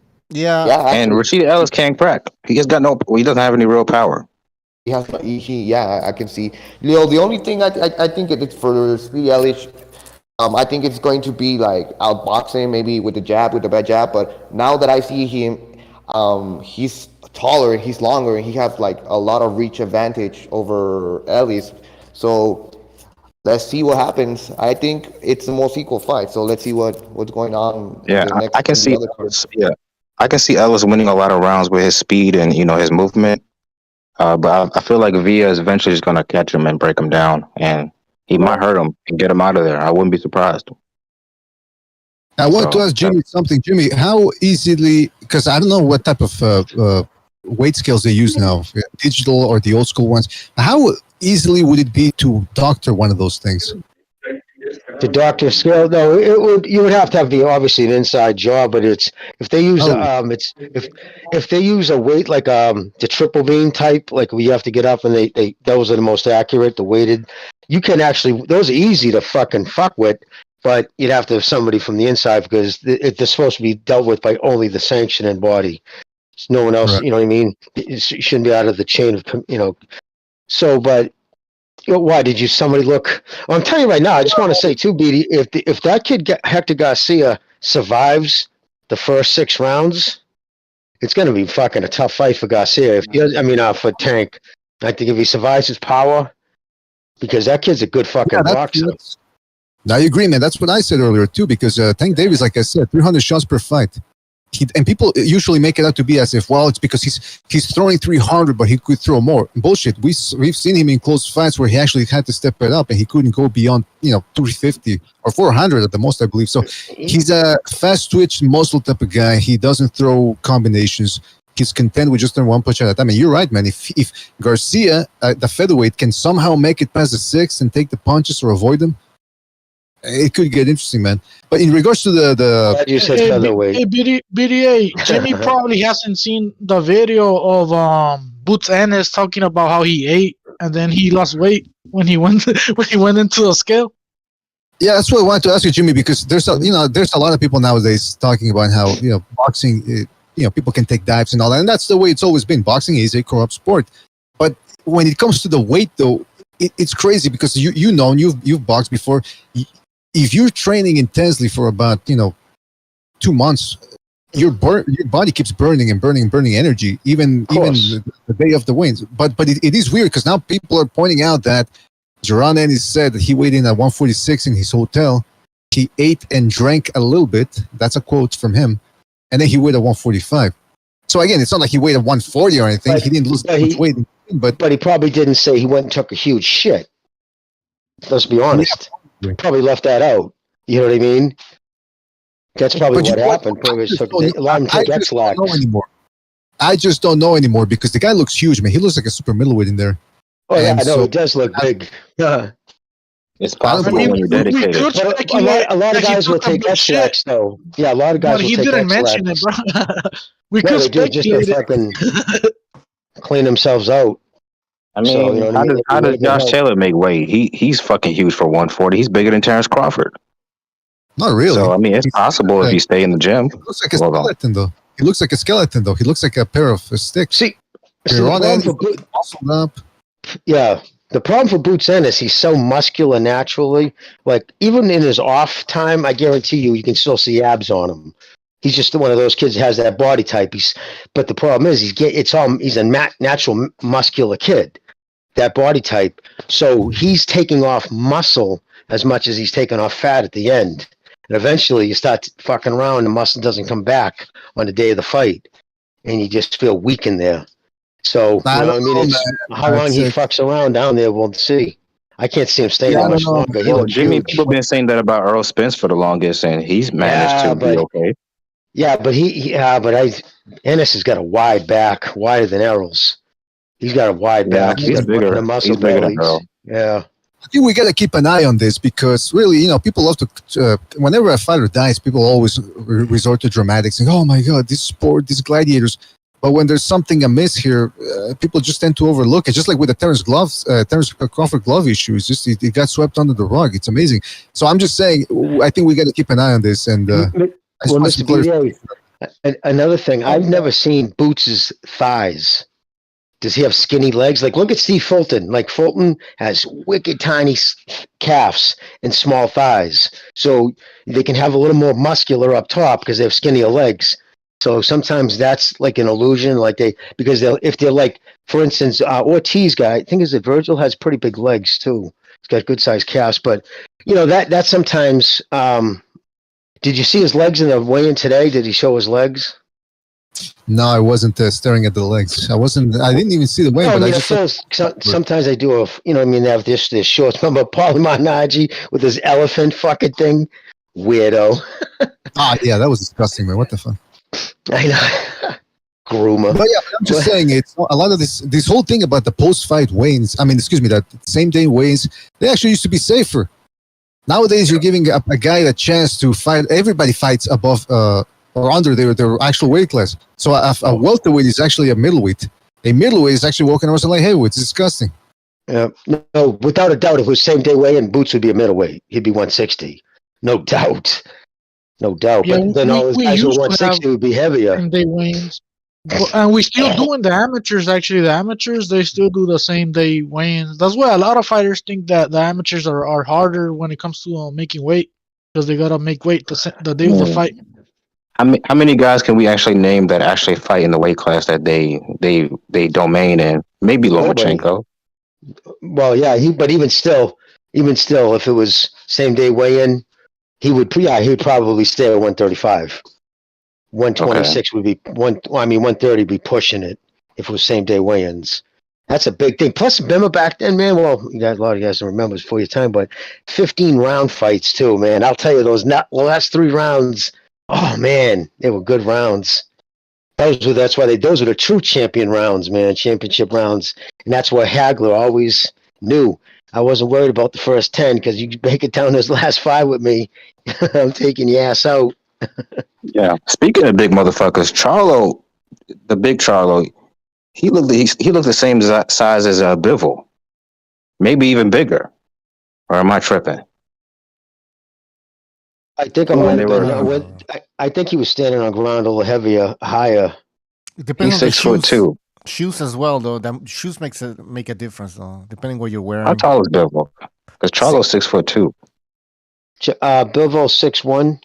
6'1", 6'2". Wait, The thing about Bivol, I don't think Bivol has to cut a lot of weight, bro. I think Bivol's at the weight that he should be, because at 6'1" and weighing 175, that's pretty easy, bro. And I know because I'm 6'1" myself, so it's not too hard, bro. It'll be hard. What Jermel Charlo's doing at 154, standing at 6'1", 6'2", that shit's hard, bro. He has to cut a lot of weight, unless he has like some bones that don't weigh shit or something like that, bro. Yeah, that's how they get their advantages. Well, he can easily make 168, in my opinion. Yeah, but he doesn't want to fight Benavidez. Well, what does he want? I don't know. This is the thing. We were talking about Andrade. Yeah, he wants that payday. Andrade, he said, fuck Canelo. I'm in Showtime now. And he's saying he wants to fight Charlo, Plant, and Benavidez. So good. That Canelo payday is out the window. I'm glad. All right. So how realistic is this, though? Even if he fights all those names, he still won't make as much as he would in that one Canelo fight. No. Caleb will fight him. In reference to Andrade, I like what the fuck he's saying with that, because he's keeping it real. He could only fight Showtime fighters now because he's with Showtime now. So he's like, I'm with Showtime. At least he's fucking keeping it real with what's gonna happen as far as matchmaking goes. So I'm glad Andrade's saying that shit to be real with you. I mean, back when they were at the zone, it was easier to make it happen, to be real with you, but that's not the case anymore, bro. My thing with with Andrade, when you're given a chance by HBO, to get a 3-fight deal with HBO back in 2016 or 2017 was fucking huge. Huge. Talk about this your time to put on a showcase, put your goods, because you're not going to get more eyes on you than that. And he squandered it. He squandered it with fucking boring performances, and Jimmy, they fired him. They didn't even give him his 3rd fight. They said, see ya. In addition to what you just said, Morales versus Barrera, the winner was supposed to take an HBO contract. That was one of the prizes they were getting for that fight. But they both got it because I guess HBO really liked what Barrera was doing against Morales, and he liked what Morales was doing against Barrera. So they both took the contract. But only one person was supposed to take the contract. That's how hard it was to get a contract with HBO back then, bro. Exactly. Well, HBO was always about rewarding fighters, man. You didn't even have to be world fucking champion to sign with HBO. If you were a dog and you put on fights and you knew like they knew, I mean, ESPN used to be that way too. Meritocracy. The best fighters who put on the best fights, whether they have belts or not, we'll show you fights if you're willing to go in there and mix it up. It was like that 80s, 90s, probably up until about 2005. But yeah, I mean, look at Mickey Ward, right? He was never world champion. Besides, he got that one W fucking whatever belt, and then, but he was on ESPN more than any other fighter ever. They showed him, and he had HBO fucking always asking him to fight because they knew, like, he go in there and fucking fight, you know. So it's just that's how it was, and that was his opportunity, and he squandered it, and it just like Jesus, dude. You know, you finally get out of that ridiculous Rock Nation contract after 2 years of battling in court. HBO gives you a shot. You squander that. And then, you run your mouth about what Canelo's done. Other than carry the sport. Oh, I don't know. Nothing much. You know what I mean? Why is this dude always a topic? To me, he's irrelevant. He's not a threat to a belt. He talks. He makes headlines. People tweet about him. He's a part of the fucking talk of boxing because of the stupid shit he says. But that's been his way. I guess if you ain't going to make your name in the fucking ring, you ain't going to make it by the guys he's fighting. So he goes and says stupid shit. I mean, that's just dumb shit to say that stuff about Canelo. Like, to question who he's fighting when you fought just jackasses your whole career, dude. I like what his opponent said, Nicholson. He said, you don't need to worry about Charlo or Canelo. You got to go through me first. Like, I don't know. It'd be funny if he lost to that dude. I think it'd be funny if Garcia. I think it'd be funny if Hector Garcia beat Tank. Because I just the whole shit is so toxic. You know, on Twitter, man, his fans just going after people. Anybody who talks about, so now, of course, going after calling anybody who, said Tank's a fucking clown for doing the shit he does. I mean, you're anti-black. That's been the thing. That's why I'm like, I'm not even tweeting about any of this bullshit. It's crazy. I know that's what they're saying, dude. I just was on it, man. To go to the Haymonites. Everything he posted, they just come at him with that shit. And he's like, and then they're all a bunch of people trying to go, well, you don't care about Dana White, and he's like, yeah, I don't fucking follow UFC, so I don't give a. And then I thought this was funny. He said the 20,000, I guess he tweeted, usually gets his facts right. 20,000 cases of reported domestic assault every day in the United States. I'm supposed to tweet about all them too. So Jimmy. Anyways, but it's just gross. What I'm surprised about is that more people talked about the Tank Davis and his domestic horrors than actually talked about something we do know happened, which was when he ran into a car full of people and then fled the scene when a pregnant woman was begging him for help. Looked him in the face. As much, right? That didn't attract as much the devil. That didn't attract as much criticism or as much mayhem on the internet as a rumor that he might have slapped his girlfriend or whatever she is, and that she smeared or he might have actually smeared his own shit on his toothbrush. We don't know. That's up for debate as well.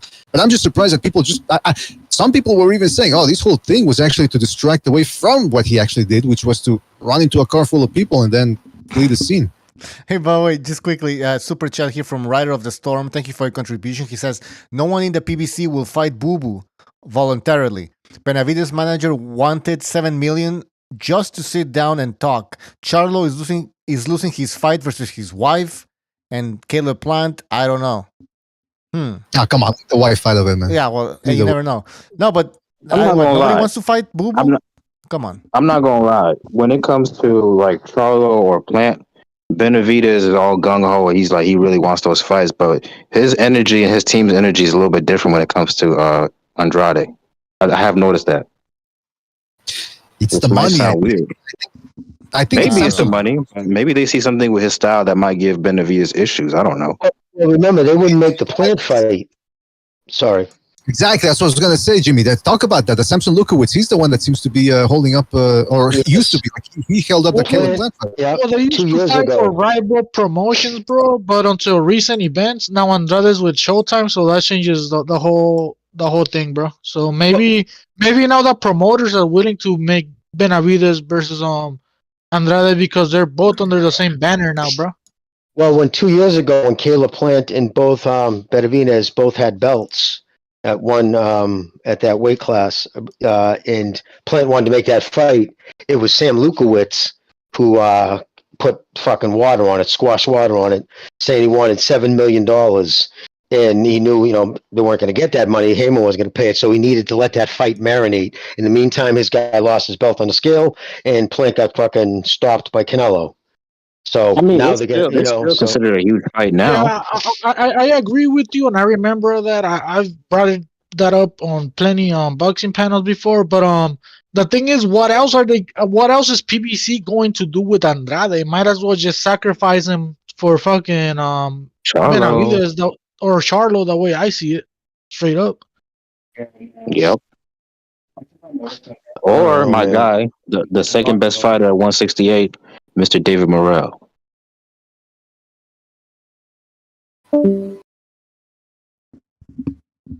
But yeah, I remember that Lucas saying they wanted to make money or more money. They were gonna marinate Plant versus Benavidez, all this crap. Yep. And he just resigned.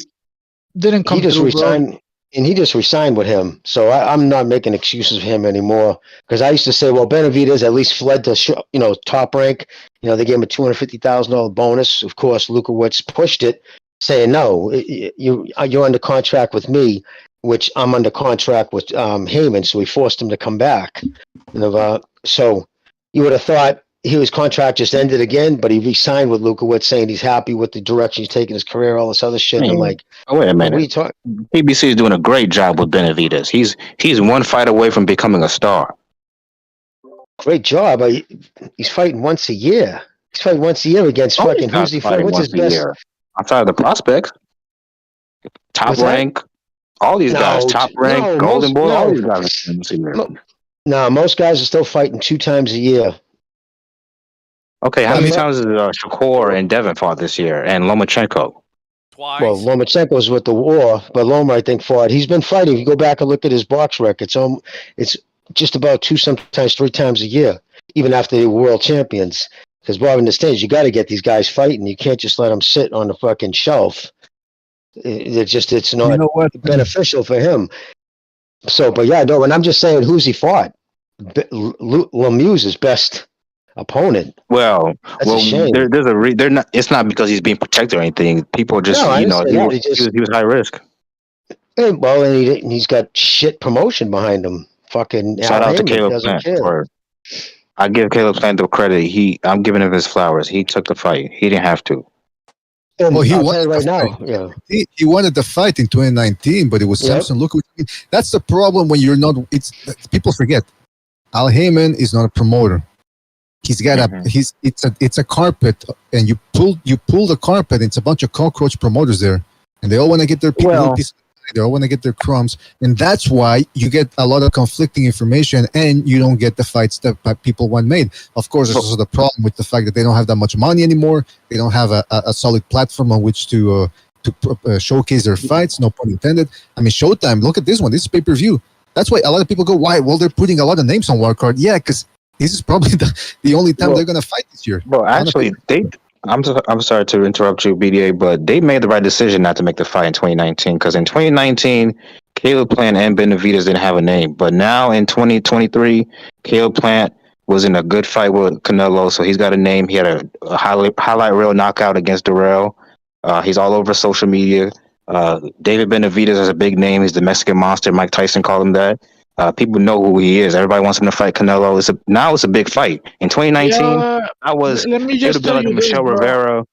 It would have been like a Michelle Rivera, Frank Martin type of fight. They're both world champions. Yeah, they were both world champions back then. Yeah, but they weren't well known. Is what I'm saying. You're wrong, because it would have been a unification fight, bro, between the IBF and the WBC, and that sells a lot more. And in addition to that, 2019. We had a better economy, bro. People were buying more pay-per-views back then. Exactly. This was before the pandemic, bro. After the pandemic, that shit ruined everything, bro. For the athletes, bro. Did you care about Caleb Plant in 2019? Be honest. Yeah, but hold on a second. I did, bro. I did, but I'm a hardcore fan, bro. So I don't expect that kind of hardcore to hear Plant back in 2019, bro. But hold on, but you're asking me a personal question. If I knew who Caleb Plant was back in 2019, And I did, bro. But hold on, we're getting into what ifs. We're getting into what ifs. Oh well, now everybody knows who they are.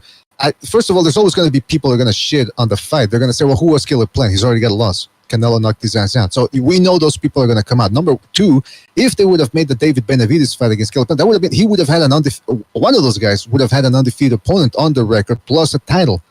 Once you have a title, now it's harder to start crying about how people don't want to fight you because you're a title holder. So, but is it true that the fight is bigger now than it would have been back then? No, I don't. It's true, but it's not. But hold on, it might be true, but it's not a stroke of genius from the PBC where they say, "Hey, let's let this fight marinate." They're doing it because they're not putting the fighters that should be fighting each other fight when they should. They're marinating. They're over marinating these fights. They're letting them meander through their little dealings.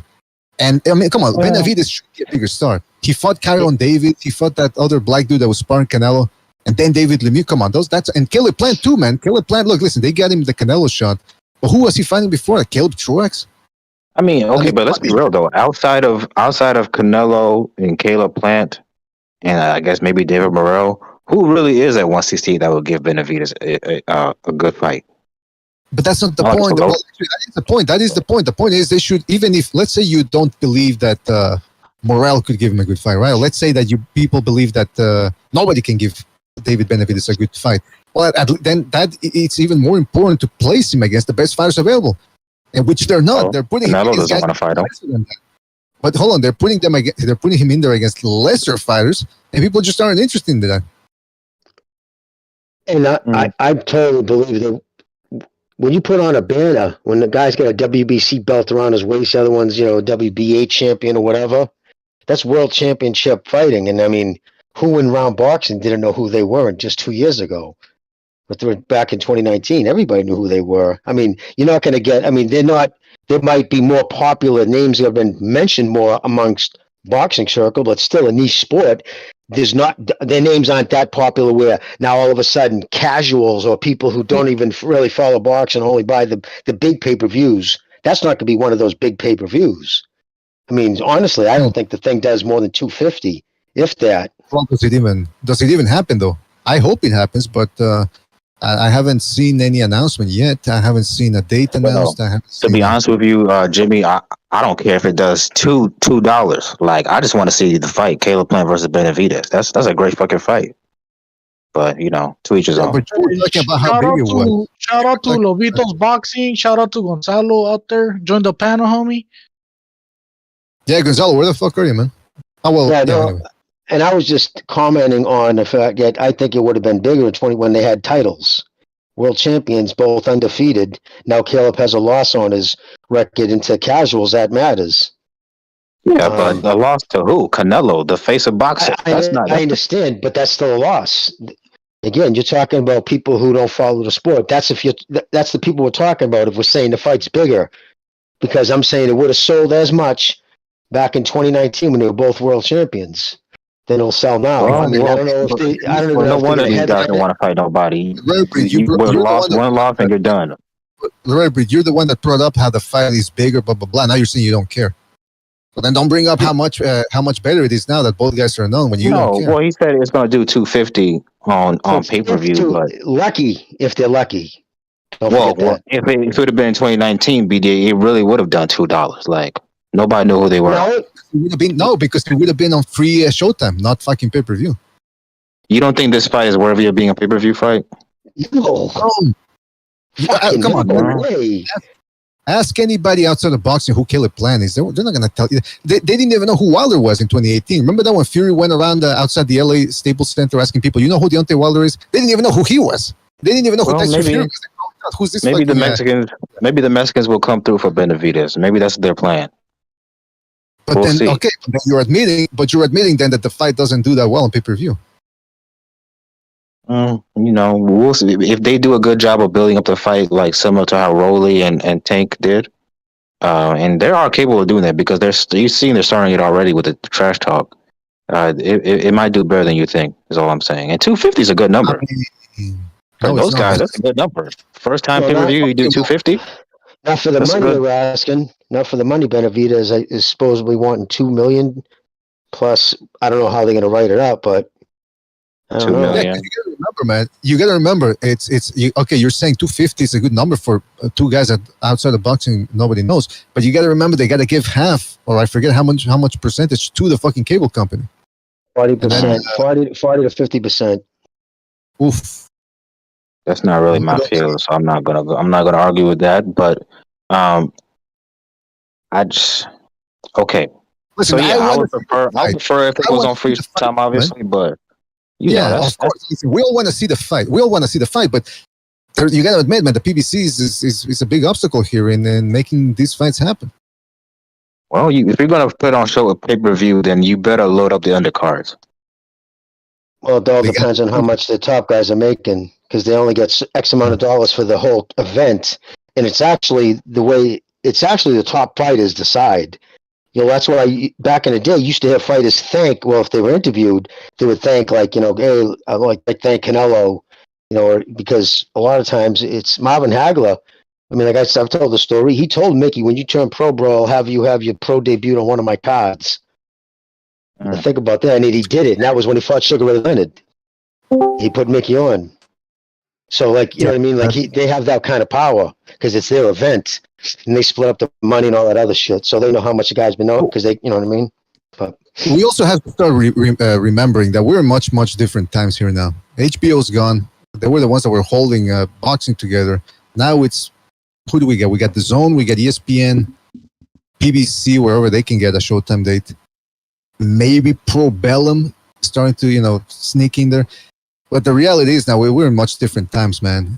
Some people now it's about, well, you're on the other side of the street. I can go here, blah, blah, blah. I mean, even, I don't know if you guys saw the Prograis versus, because the Lopez's were barking that, we want Prograis. Even Lopez Sr. said, we're after his ass. Very adamant about wanting that ass. Now, all of a sudden, I think Teofimo said something along the lines of, well, Prograis with Pro Bellum. So again, that's how it starts. It's always the networks. Well, he's with another network, so there's nothing I can do about it. Bob probably told him to shut his mouth. Bob probably said, listen, tell Union Fast, I'm not going to do business with Pro Bellum. I guess that's the word because of his connection with Kinahan, which I think is ridiculous. Yeah, I mean, that's... Bob probably not think about this, though.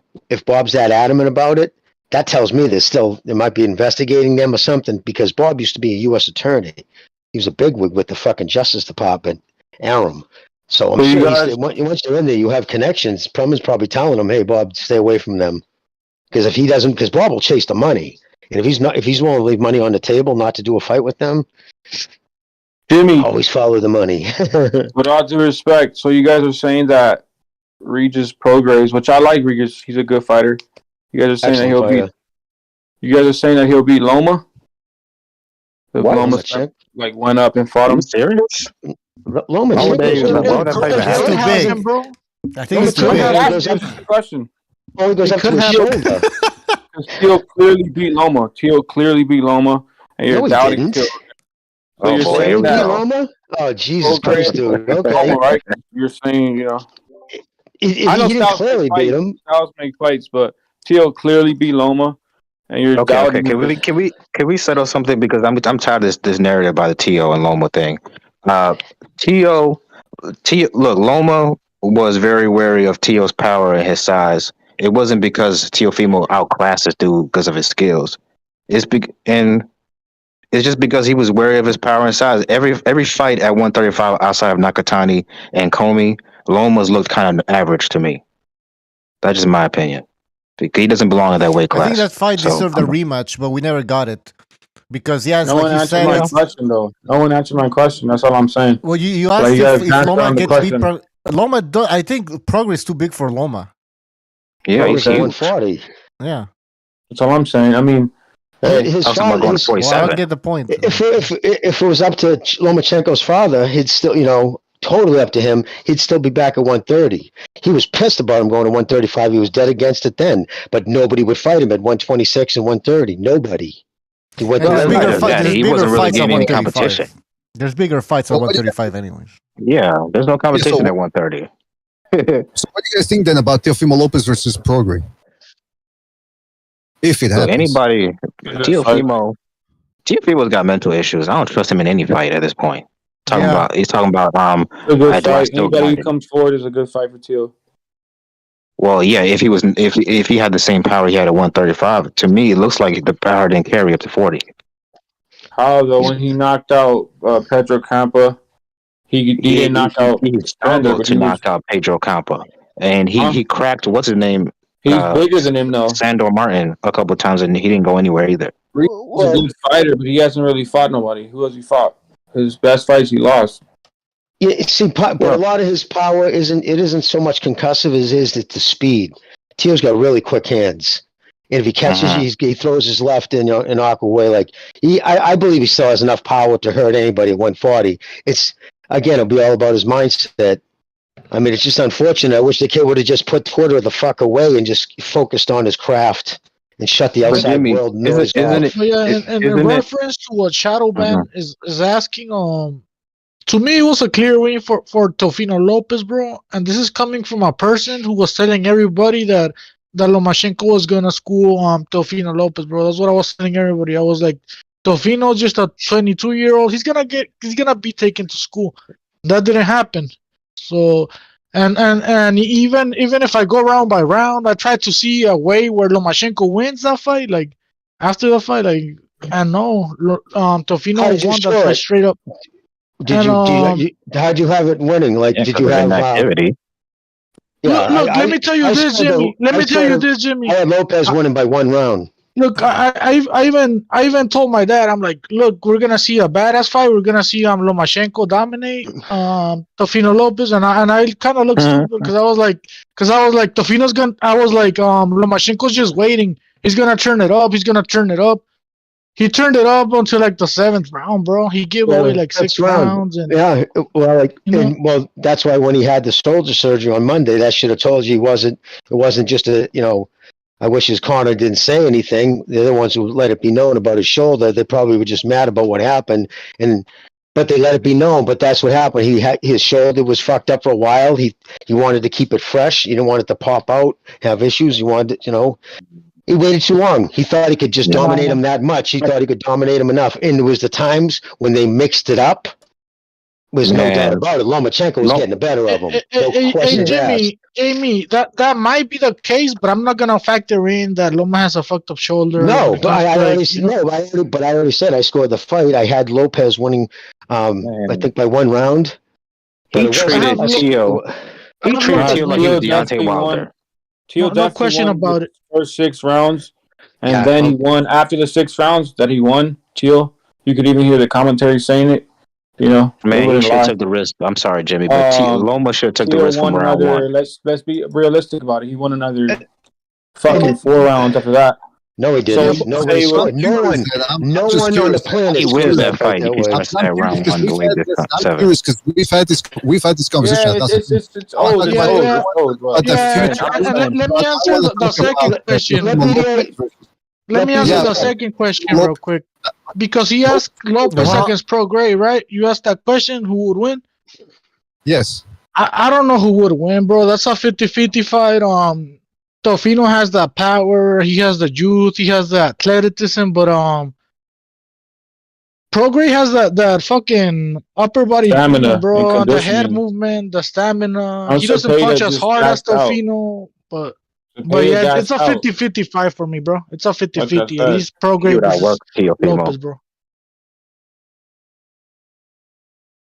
Yeah, he's gonna outwork that him. one is 50-50. That's all I gotta say. Isn't it a red flag for you guys that Teofimo couldn't make any adjustments against Sandor Martin? He kept getting caught by the same shit. He even got knocked down twice by a pillow-fisted guy. No, he didn't. He got hit behind the head and cuffed. Nah, that was a clean check left hook. No, he got hit behind the head. The second one. I to be honest with you, the first one wasn't knocked down, but it wasn't. It was a balance thing, without a doubt. It was an embarrassment for him. It wasn't hurt. He got up. He was lunging, right? Yeah. He was frustrated. He let his emotions get the best he didn't make any adjustments. He kept doing the same shit. I'm not disputing that. I'm saying he wasn't hurt. He got up. He was embarrassed and he was pissed. You could see it in his eyes. He made a mistake. He lunged and he got caught with a Kleppen shot that kind of pushed him forward, but he was off balance. But it sucks. It's embarrassing, and he shouldn't have got so. But that's the thing with him. That's what it's always. that same emotion that makes him deadly when he's got somebody hurt is the same shit to make him make stupid mistakes. And it's listen, Sandor Martin's never gonna, no matter who you are, you're not gonna look good against that kid because he doesn't really want to fight you. You know what I mean? And where Lopez is a counterpuncher, but then again, why did he fucking want that fight? Like right when they announced it, I'm like, why would that's like the last guy? You need to be somebody coming towards you, dude. Barboza. He was supposed to be Pedraza, remember? And then Pedraza got injured, and then they brought him Sandor Martin, which was a worse fight for him. And I think the Pedraza fight, well, actually, in hindsight, I think Pedraza would have probably given him as many problems as Sandor Martin. But he wanted nothing to do with Barboza. He turned down and he said, no, I don't want that fight. Yeah, but here's the thing, though, and I want to. Oh, go ahead, Bucho. Super chat, Rider of the Storm. Thank you for your contribution. He says, Prograis will school everyone 130 to 140 besides Josh Taylor. Who has he fought? You're just No, he hyping won't. him up now. I mean, Regis Prograis fought some good fights. He's just beat Sean Cepeda, so I gotta give him a good for that one at least, That's a good fight, but he lost his best fights. Teo won his best fights. Yeah, but some people thought he didn't get destroyed by Josh Taylor. Has Teofimo Lopez lost some of that? He looked very impressive before. Yeah, exactly. Respect, let's say. Yeah, he has. And his dad, look, man, I know that's your pops, and you came up with him, and you got this far with him. But if he loved his son, he would do what's best for him and get him a real trainer. That's never gonna happen. Sandor Martin is a good win, a really good win. Hey, Shadow Man, let me ask you this, man, because I'm curious, though, because I don't know what happens behind the scenes, but Teofimo Lopez Sr. recently said that when he was doing the interviews there for the pre-fight interviews for the Sandor Martin fight, he said that he didn't like the questions that he was being asked and that he even felt like the judges were against him. Do you believe that, or do you think there might be some conspiracy against that Lopez, and if so, why? No, I'm asking. There clearly was versus Kambosos because Teo outlanded Kambosos. The CompuBox and everything, and he also dropped Kambosos with a cleaner knockdown that Kambosos did. He was coming forward. There probably is, and it wouldn't be like such a shock if there was, and other reasons as well that I want to talk about because I don't want to sound crazy. Yeah, go ahead, man. Go ahead, because I'm curious though, because I'm open-minded, man. I want to hear all sides. Latest. Yeah, I think Kambosos won that fight, bro. Like, just being real, and I'm a Teo fan. I got nothing against Teo. He got outlanded, like I just said. Teo outlanded him. Maybe, but what are you gonna say about that? What are you gonna say about that? I really never. I'm about to answer. I never shook the CompuBox on that fight or anything. Because I just saw the fight and I had Kambosos winning, but that's just my opinion, bro. But yeah, okay, well, Jimmy did score a knockdown in the late rounds and all this. And also, he didn't only score a knockdown in the late rounds, Don Chingasos. He also scored a knockdown right after Kambosos knocked him down, but they didn't count, right? But you guys will count all the other shit that I forgot, bro. I only seen that fight once when it happened. That's funny. It's funny. There's a lot of fights. It's clearly because people were calling Loma the best fighter ever. This is not the best fighter. Wait, no, I never called him this or that. Loma's a good fighter. Well, Jimmy, to be fair, you might not. I'm not a hater. Loma's a good fighter. Loma's a good fighter. Yeah, but there's always people calling somebody the best fighter ever, man. I mean, Waldo was the best heavyweight of all time. You got people calling. Yeah, that's fair. That's fair enough. But I heard some people think boy, nothing. Teo outlanded him. There's a lot. I was going to say there's been a lot of fights where the loser outlands. If you look back in history, that's not rare. It happens more than you think. It depends on who lands. It depends. Can I finish? It depends on who lands the punches that count, or the more meaningful punches, the cleaner punches. That's what the judges will go by. It's the cleaner punches. Yeah, look at Fulton and Figueroa. In the first round, right after he got dropped. You can go look at it. Go look at the fight again. They didn't count it though. Don't forget that. But they'll count try to deceive the people with Sandor Martin who was running. Stop it. Teo's a good fighter. He's young. But why did he lose to Kambosos though? He'll do good, huh? What happened with Kambosos? Like, why? What happened that night, in your opinion? Underestimated him. Clearly, you saw Eddie Hearn, whose father is in Epstein Island's list and his little notebook. He's been affiliated with Jeffrey Epstein. You people. Oh, he's a trafficker, but you don't want to call out. We talk boxing, please. You don't want to call out. Anyway, let him go. Let him talk. Him walk out with Cambosos. Clearly, they had a little something against Teal. It's all good. I said, the whole world against Teal. It's too much. It's pretty more pressure on Teal. Like, I gotta shut up. Man, Teal is a threat to world peace. We need to stop him. New world order. Come on now. Teal has nothing to do with this. This is me. This is whatever, man. Well, Teofimo's dad, Junior Lopez, Teofimo Lopez Sr., he was over there at Bar Rapids, and we asked him a few questions, and he told us that Teofimo had some fucking condition where the chest and 300 pounds. I'm pretty sure you guys maybe read articles about it. But he wasn't himself during that fight. No he was fighter having goes into a fight difficulty 100%, man. That's an excuse. Breathing. It could be, bro. But I'm just saying, what the fuck is that? Because this man had issues. This is 3 fights now. All I'm saying is Teofimo had a bad night, bro. And I told Teofimo Senior, I was like, I don't care if fucking Teofimo lost, bro. I'm still supporting him. He's still badass. Okay, but here's my point with Teofimo. After he fought Nakatani, he says, okay. He had a rough night. No more tall fighters. After Cambosos, I had chest and health issues. After this recent fight with whatever his name is, Sandor Martin, he's saying things about, do I have it anymore? Like, come on, man. Like, how many excuses are we gonna give this guy? Shadowban. Like, curious to hear. I mean, he got the decision against Sandor Martin, bro, and Sandor Martin was a fucked up style for him because Sandor Martin is a runner. Let's keep it 100. And that's fine. I know some of you guys you like that style. I don't buy it. But fair enough. But he chose Sandor Martin. Sandor Martin is better than anybody Haney ever fought, Tank ever fought, he could have fought ever fought. Clearly, better that's than not true. Anybody ever Loma ever fought? Yeah. It's true. It's true. Lewis, Sandor Martin's better. Okay, cool. He could have fought Barbosa. Is Barbosa a former champion? Has Barbosa won a belt? Oh my god. Hey, no, but what I'm saying makes sense. I'm not just speaking nonsense. Has Barbosa won a belt? Has he ever? I want to see Regis Prograis against Sandor Martin. See how he does. No, and the reason I'm asking this question is because Pedraza is a 2-time champion, bro. And I'm not laughing. I'm not bullshitting. Pedraza was champion at 130, and then Tank took the belt from him, and then he was champion at 135. So I see why Teofimo Lopez would choose Pedraza instead of Barbosa. He's fighting a former champion, a 2-time champion. Okay. But so by your logic, higher profile, homie. Higher profile. Okay, so by your logic, Stanionis would deserve more credit for beating Keith Thurman, a former champion, over Virgil Ortiz, right? To the black community, he would, bro. Straight up. What? That's nonsense, bro. Like, stop it. He's not in his prime anymore. Pedraza's washed. And what's his name? Barbosa is in his prime. Like he maybe he's not as accomplished as Pedraza, but at this point in time, he's a better fighter. He pressured him the whole fight. You're a hater. Fucking maggot.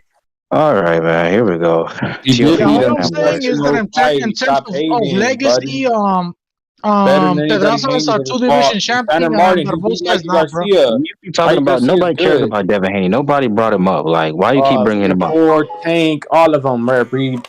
Stop it. He's better than all of them. Okay, he was the first undisputed. Would you put your money on Teofimo beating Devin Haney? Stop it. Hell yeah, I would. All right, you're gonna lose your money. Go ahead. What happened? Well, $100. I'm not talking about $100 either. Would you put 1,000 on it? What versus Haney? Teal? Yeah. Teal beat Haney. Please. Teal wanted to set up a fight versus Haney. He wanted to set up a meeting with Bob Arum, and Haney didn't want to go. You know why? Because Haney wants to be the A side when Teal was undisputed. But Haney, being the entitled American that he is, he wanted to be the A side. No. According to you. You think just crowd chasing and saying stuff on social media is a contract now? Well, we're going to find out Because Yeah, yeah, please. but According to you, 140 And after this Jimmy, fight. don't yeah, get we me will started. find out. But Because according to you, my Loma guy, did the same thing. You want to say Tio avoided Haney? Jimmy, you want to think that or say that? Loma said he was going to go What? to war. We don't have proof of that. Loma could have fought Haney, but he went to No, war. he couldn't.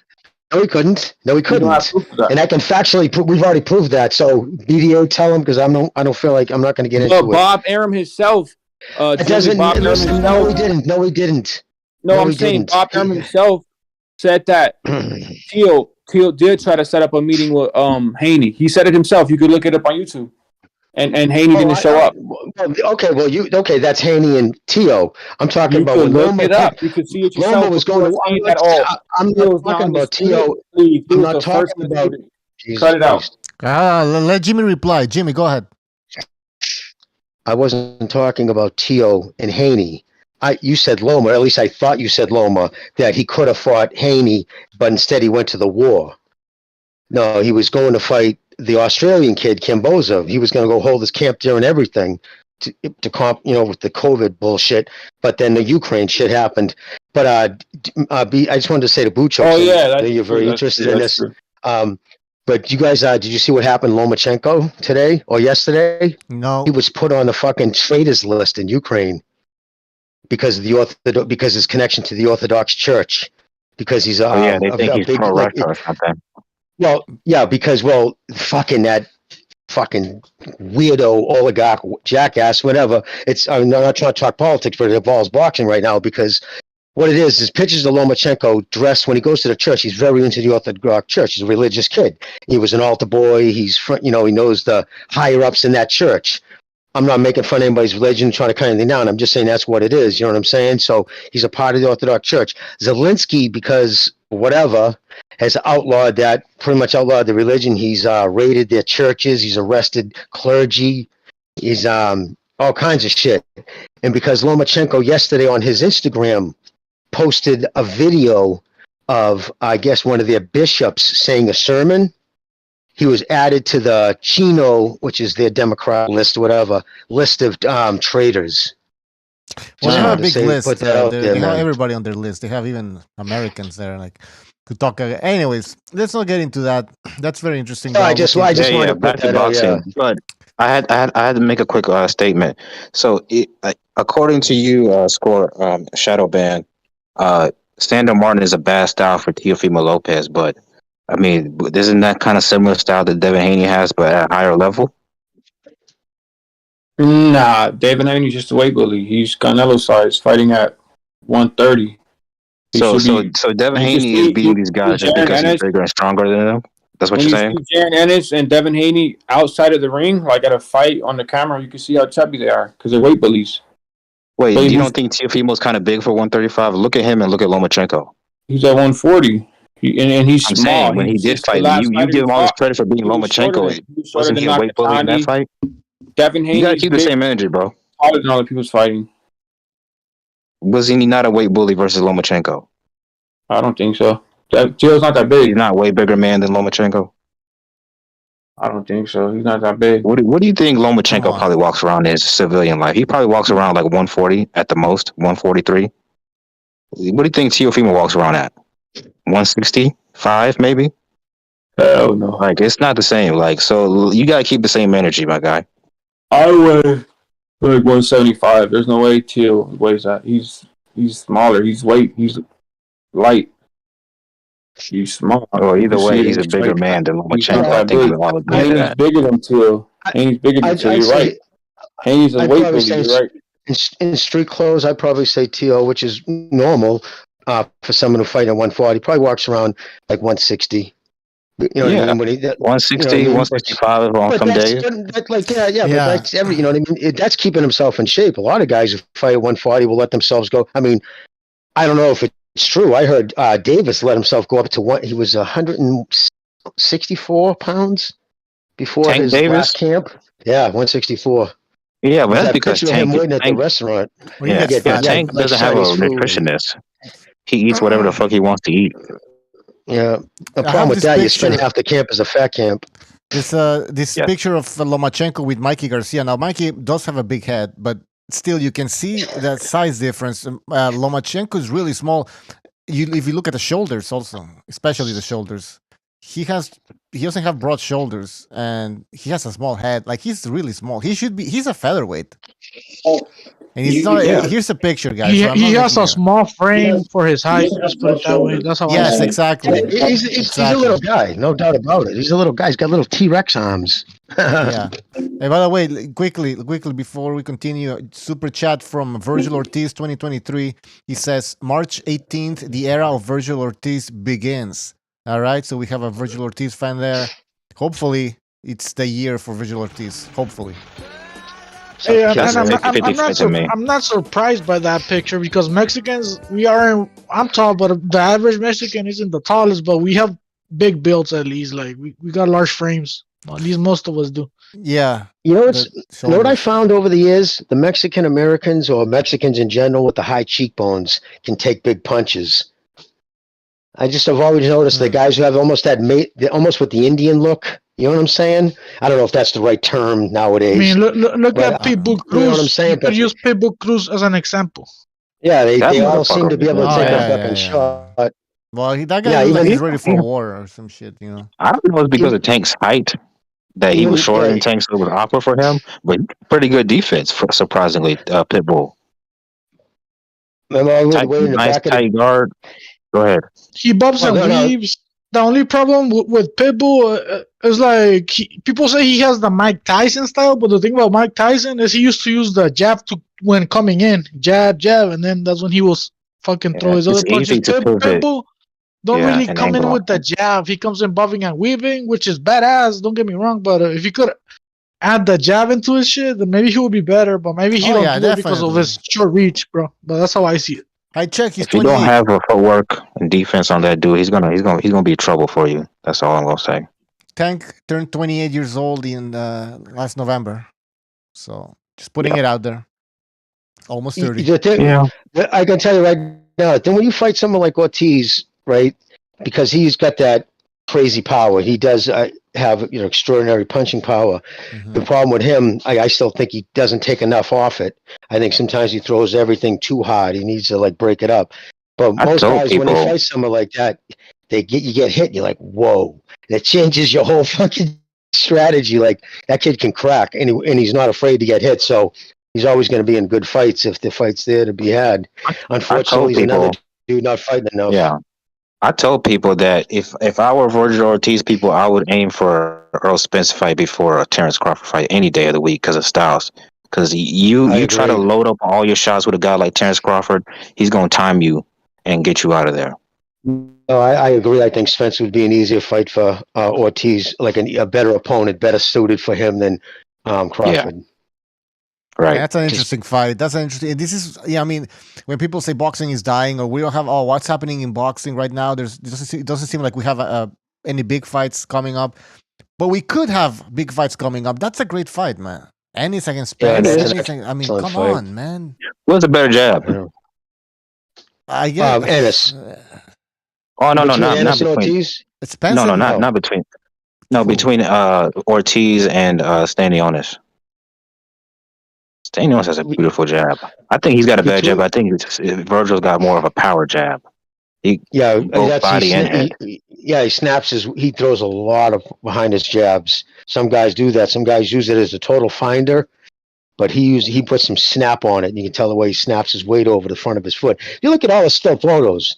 Fucking Virgil Ortiz, you can always tell someone if they're coming to fight by just where their weight's placed. His weight is always up over the front of his toes. He's looking to fight you. You know what I mean? So that's underrated part of his game. He's got decent footwork. Yeah, he's natural, like athletic. He's very athletic. Like Ennis would be a good basketball player, baseball player, football player. He's just got natural. He's very gifted, athletic kid. You could tell.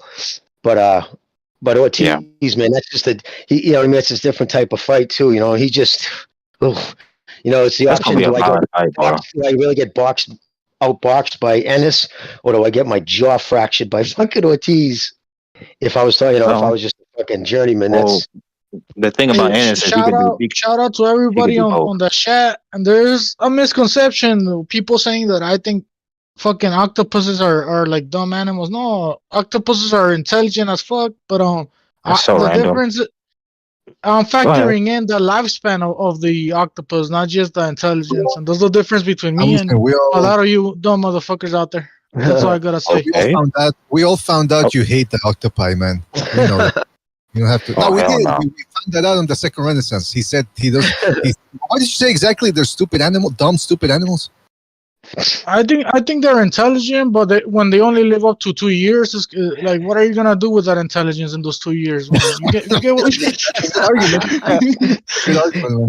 Not build any weapons of mass destruction, I guess. But sorry, I had to dip out. But what did they say then about Teofimo Lopez versus Prograis? Who wins that one then? What was the consensus? I had Teo. I had Regis 60-40, 55-45. That's it. That's Prograis, man. Just Teofimo Lopez hasn't been looking that good. Now, yeah, Styles make fights, and against the Spanish guy, he didn't look that good. But I don't know. There's something about Teofimo mentally, like Rarebreed said. There's just something. I have Regis Prograis getting knocked the fuck out. Whoa! Knock the fuck out! Whoa! Break it down, Shadowman. I want to hear it. Regis Prograis is good. He hasn't fought nobody early. He lost against Josh Taylor's been ducking Teo. People make excuses for it. That's okay. They don't want Teo to become champion again. That's fine. Regis Prograis, he looks good. Yeah, he moves his head, and Teo will time that and lay his ass out. It's that simple. I think that sounds like a fantastic breakdown. I do want to understand more about this. It sounds like you know more about this Teofimo Lopez conspiracy than you're letting on. Like, there's something you're not telling us, man. And I feel kind of insulted by that. Tell us more about this. What conspiracy? There's no conspiracy. You just said people are up against Teofimo Lopez. You know, they're up. They are against him. So, I mean, it's clear. You've seen the reaction to the Sander Martin fight. A lot of people on Tank Rock Top Rank comments on Instagram saying, "Oh, Teo lost." But when you go rewatch that fight, you can see clearly Teo won.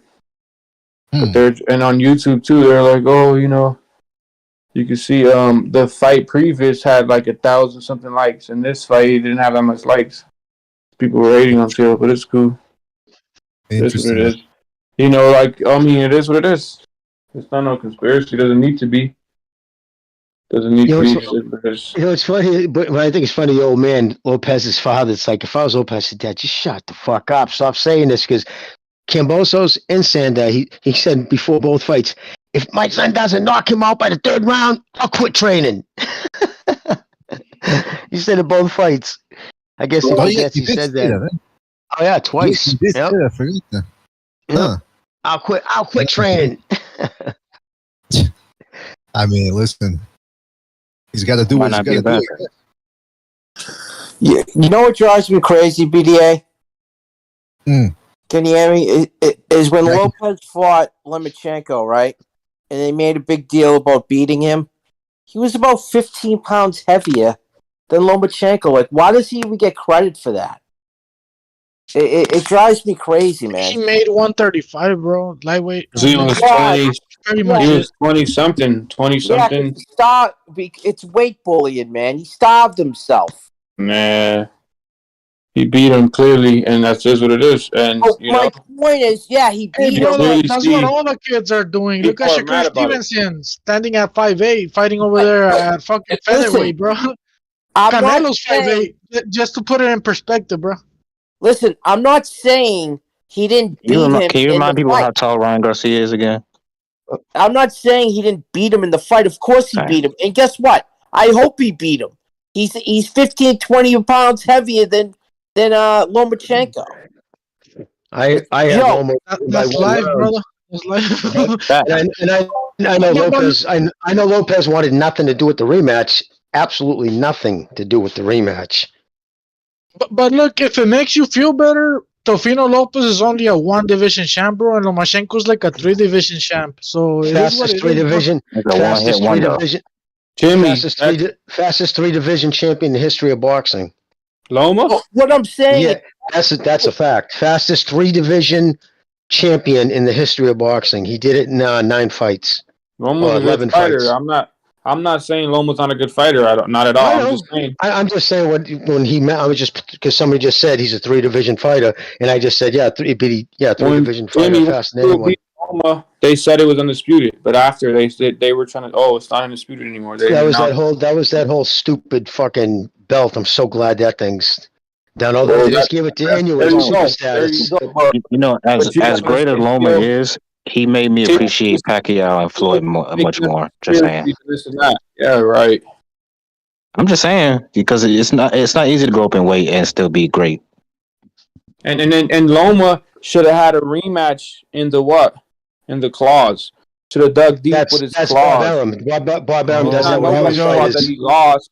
Yeah, but Bob Arum does that with all his fighters. And then when Lomachenko's father pushed for it, Lopez was going to pull out of the fight. He said if that gets put in there, he's pulling out. He didn't want to rematch then. He didn't want to rematch after. And it doesn't matter. And throughout history, you go back, follow the sport for fucking 100 years.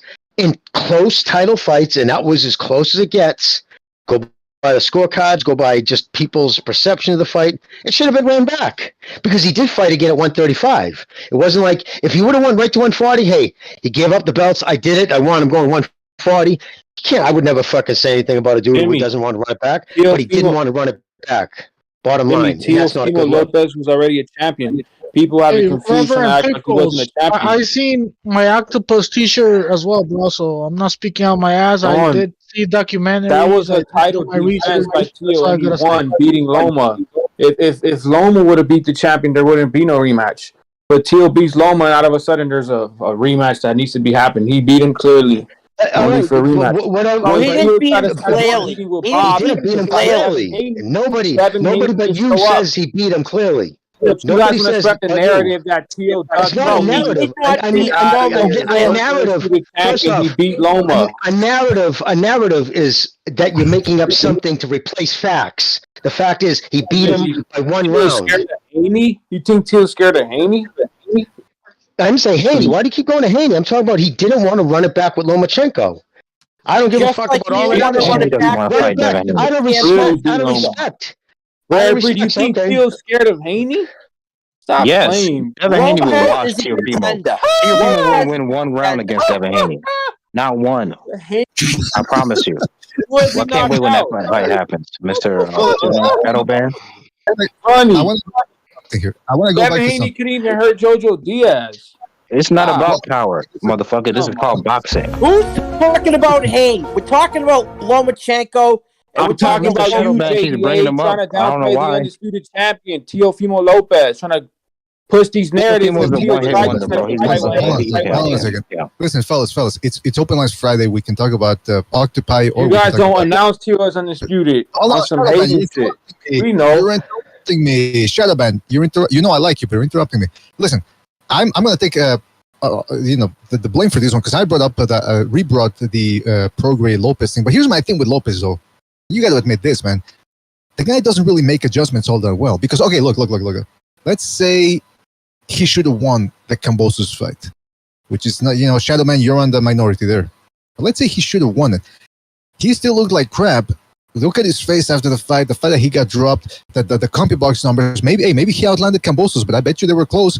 And for him to get that looked like that worse, or that bad, I should say, in that fight, that even his father had to come out with the excuse, well, he had a hole in his esophagus or in his asshole, wherever it was. Why would they need to bring up that excuse if they clearly won the fight? I mean, it's indicative that they knew they fucked up in that fight and they had to save face and they didn't even ask for a rematch. Why not? And then he let the guy punch him in the chest 2 days before the fight. The mountain or whatever. Remember? Because of the pressure, BDA. And I'm sorry, I don't mean to cut you off, BDA. I don't mean to be rude. I'm just saying, because of the pressure, because of all the people talking on social media, now he feels like the pressure and the need to validate himself. It will get to you, believe it or not. That's why Lopez walked around. Let me say face. And he's fighting guys at 135. It's a joke. What? Well, listen. Hey, like I said earlier, all the kids are doing that shit. Haney, Shakur, fucking Ryan, Teofimo. You're saying Teal's a weight police? It doesn't make it right, bro. That's all I'm saying. Small. He's not that big. They're weight bullies. Teo is not a weight bully. Can I ask? I know he's not a weight bully. He only fights Lomachenko when he's about 20 pounds heavier than Lomachenko. Don't give me that shit. Then why would Loma fight him without a rematch? Let Mr. BDA talk. Well, Bucho, can I ask Don Chingas a question about? Well, I'll ask him. Listen, Don Chingas, you're one of the few guys that I'm not shitting on Teofimo Lopez. I just don't think at 140 he's gonna be that good. But I am open-minded. What do you think, man? You seem to give him a little bit more credit, man. Do you think he could pull it off against Prograis? Don Chingas? Like I said earlier, it's a 50-50 fight for me, bro. They both have different attributes, and they're both good in one way or another. He could, bro. He could bring the youth. Maybe the power makes Prograis worry about what he's gonna do. He was better than Sean Cepeda. That could be the case, Shadow Band. That could be the case. It's a 50-50 fight for me, BDA. You're asking the wrong guy that question. But yeah, right. Teofimo could pull it off, bro, because he's heavy-handed and Prograis, he's not a fucking alien, bro. Let's see if he could take Teofimo's punches, bro. Let's see. Yeah, but neither is Teofimo Lopez. I think Teofimo Lopez, he's not. I mean, after that Lomachenko fight, he was on a pedestal. He was like, "Oh my god, he's gonna be this great." But now it seems like the hype has died down a little bit. I'm not saying he's not good. Here's the problem. Here's the problem with Teofimo. He has a low punch output like a Canelo and a Tank Davis, but he's nowhere near as accurate or knows how to set up traps as good as those guys. So. And he doesn't hit as hard as Tank Davis. So, like, I don't see where you see this power is going to terrify Regis. He has a better resume than Tank, Haney, Shakur, all them dudes that you. That's cool. That's not going to resume. It's not going to win you a fight. That's the funny part. It's not smoking mirrors with you. And Lopez is fighting smoking mirrors with the people. Hey, Rare Breed. I've seen Comey and Pedraza fucking drop, bro, and fucking Teofimo KO'd Comey. You get me? So he does have power, believe it or not. But whatever. Yeah, at 135, he has great power. But I'm not sure if it's traveled to 140. Comey and Pedraza fight at 140, bro. Now they do. That little extra weight that Teofimo has at 140. Are you sure that power has traveled up to that weight class? Well, Lopez he finished. What was his name? The one. Campas, he finished Campas with a fucking jab, and anytime a fighter finishes somebody with a jab, then that motherfucker has power. But let's see. Lopez's output should rise at 140 because one of the reasons why somebody would be throwing a smaller output at because when you're taking off that much weight, you have to kind of consciously be thinking about, you don't want to punch yourself out. You can punch yourself out easier when you really, starve yourself down to get to a weight. So as you get up in weight, it's not so much taxing on the body. So when, you should be able to throw a little more active at 140 once he's acclimated to the weight. He's not a weight. And he can punch. Even at 135, cut the narratives out. What narrative? I said the reason why he probably wasn't throwing a lot of punches. I said the reason why. Bully, but he was definitely. I didn't say he was a weight bully. I said he probably. He was small. Like Devin Haney is a weight bully. No, I was saying he could throw more punches at 140 because he doesn't have to strain himself to take off the weight. Even then, he's small at 140. Even then. He's small at 140. Think about Josh Taylor. He's bigger than him, and T will beat Josh Taylor too. Well, going by Josh Taylor's last outing, I don't know who he's going to be. Will beat Josh Taylor. He better look better after his last performance. To you, Teofimo will beat Dev. He will beat Shakur. He will beat Tank. He will beat Josh Taylor. Teofimo should be number one pound for pound, according to you. He was, but then they robbed him against Cambosos. And you had Devin Haney on camera. Wait, what? Oh, Lord. Wait. You think... He knows. He doesn't want to fight Teo. He just smoking mirrors with you, Rare Breed. Come on, man. Wait, Shadowman, you think Teofimo Lopez lost? Sorry, you think he won against Cambosos? Yeah. Cambosos didn't do enough to beat the champion. Like, what was your score? What was your score? Teal You're dropped delusional if you think he right beat after he Cambosa. dropped Teal dropped him. Did you count that? But you'll count the Sandor Martin knockdowns on some hater shit. That's what I'm saying. It's funny. This is worth the press And he drop, 'cause dropped him again on the 11th round. Martin dropped Lopez twice. Let's see what Lopez Gonzalo twice. has to say between Prograis and Teofimo, because like I said earlier, I think it's 50-50, so that's not really saying much. But let's see what Gonzalo has to say, because he has the boxing Did take, Martin, bro. did Martin knock down Lopez twice? Yes or no? No, he didn't. He did. He knocked him down twice. They called it. Listen, you see that, audience? You see that? You hear Top Rank? You hear that? The executives of Top Rank in the zone. Are you haters? That's an example right there. Like, I'm telling you the truth. Well, since everybody's against Teofimo, maybe he should just quit boxing, you know? There's no way for him to win. Not everybody's against Teal. He's sponsored by Bud Light. His Instagram's growing. He's growing every day, and he's getting every day. He doesn't have a sponsor with Bud Light. He gets a lot of love too. With Top Rank. He doesn't have an exclusive sponsorship with Bud Light. Bud Light has a sponsorship with Top Rank. Okay, listen. I don't know. I don't know. We talk about Virgil and Stanionis. That's a real, that's a real fighter. Hey, but wait, hold on. Why are people against Teofimo Lopez? In your opinion, Shadow? I just said why he the was hate? sponsored by Bud Light. He gets a lot of love on his Instagram, and not everybody. It's usually the Loma fanboys, and there's a lot of them. And Lopez is a crybaby. Everybody's even a Loma That's fan. why people don't like No, that's him. what I'm saying. False bravado. I respect him more than fucking Teofimo. Undisputed before them. Loma, Tank ducked Loma for how many years? So, he didn't want to fight Loma. Teal had to step up to the plate. People like that who want to pick up. Here's the issue with Teofimo. He talks all this trash. He's talking about, I'm going to end this guy's career. I'm going to end this guy's career. So when you get your just desserts, people are not going to show you any mercy. It comes with the territory. People are going to pray for your downfall when they want to see you lose. Makes sense. You know what the problem with Teo is? His biggest hater is his woman.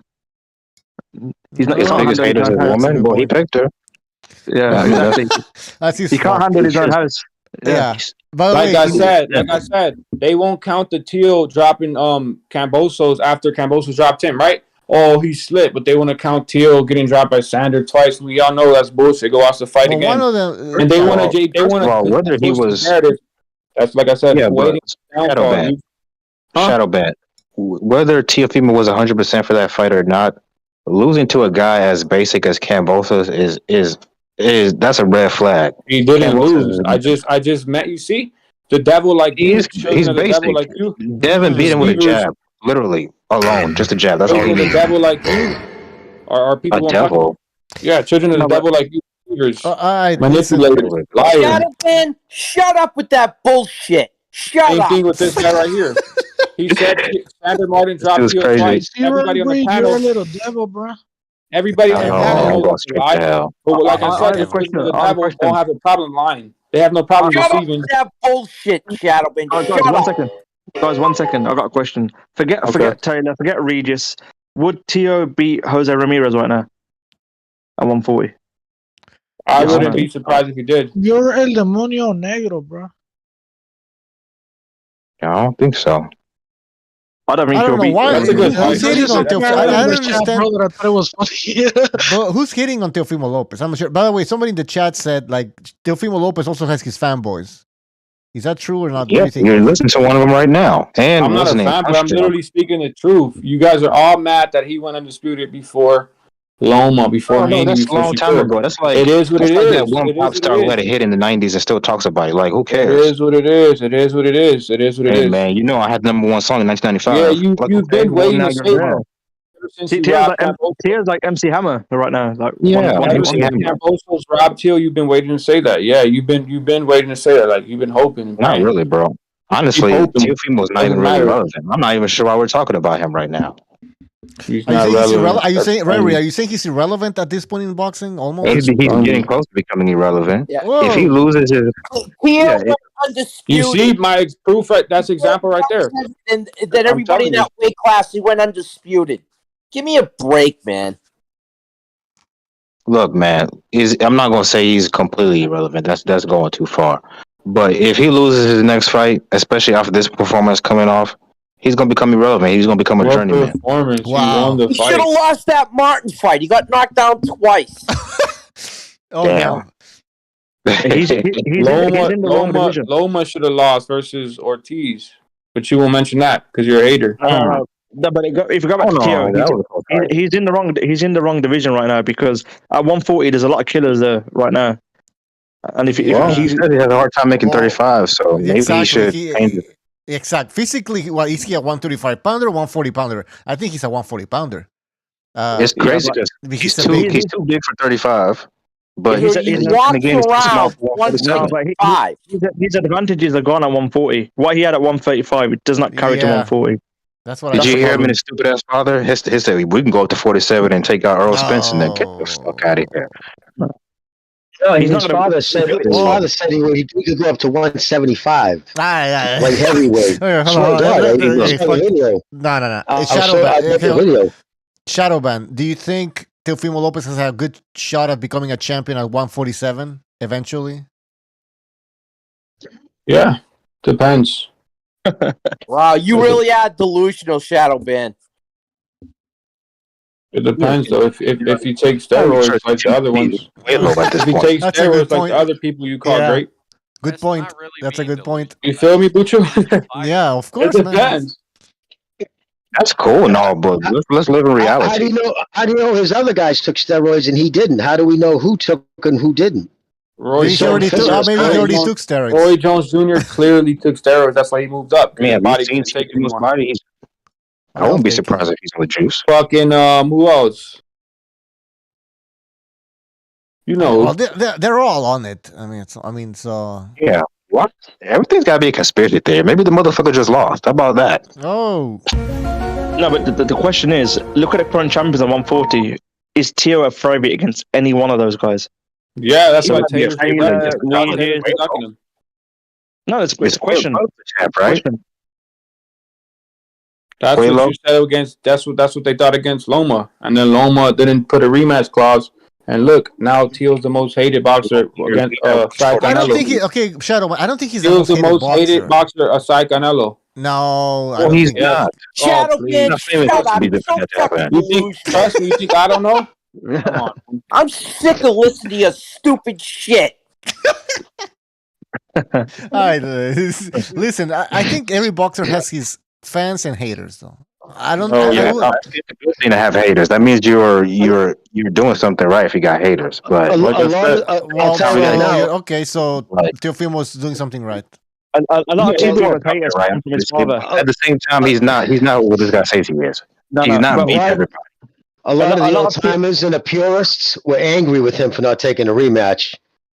Yeah, a lot of people don't like especially when you say the things you say.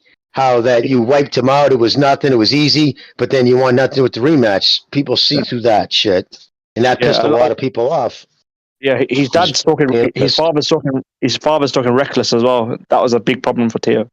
His father's too involved with his whole career. Let me ask the panel a question real quick. Out of Tank Davis, Ryan Garcia, Devin Haney, Shakur Stevenson, the other guys that are considered, the kings or whatever of the young guys. Mm-hmm. Who do you think Teofimo could be out of those guys? Ryan. Okay. That's it? All of them. Okay, well, I know you think he beats all of them, but what about everybody else?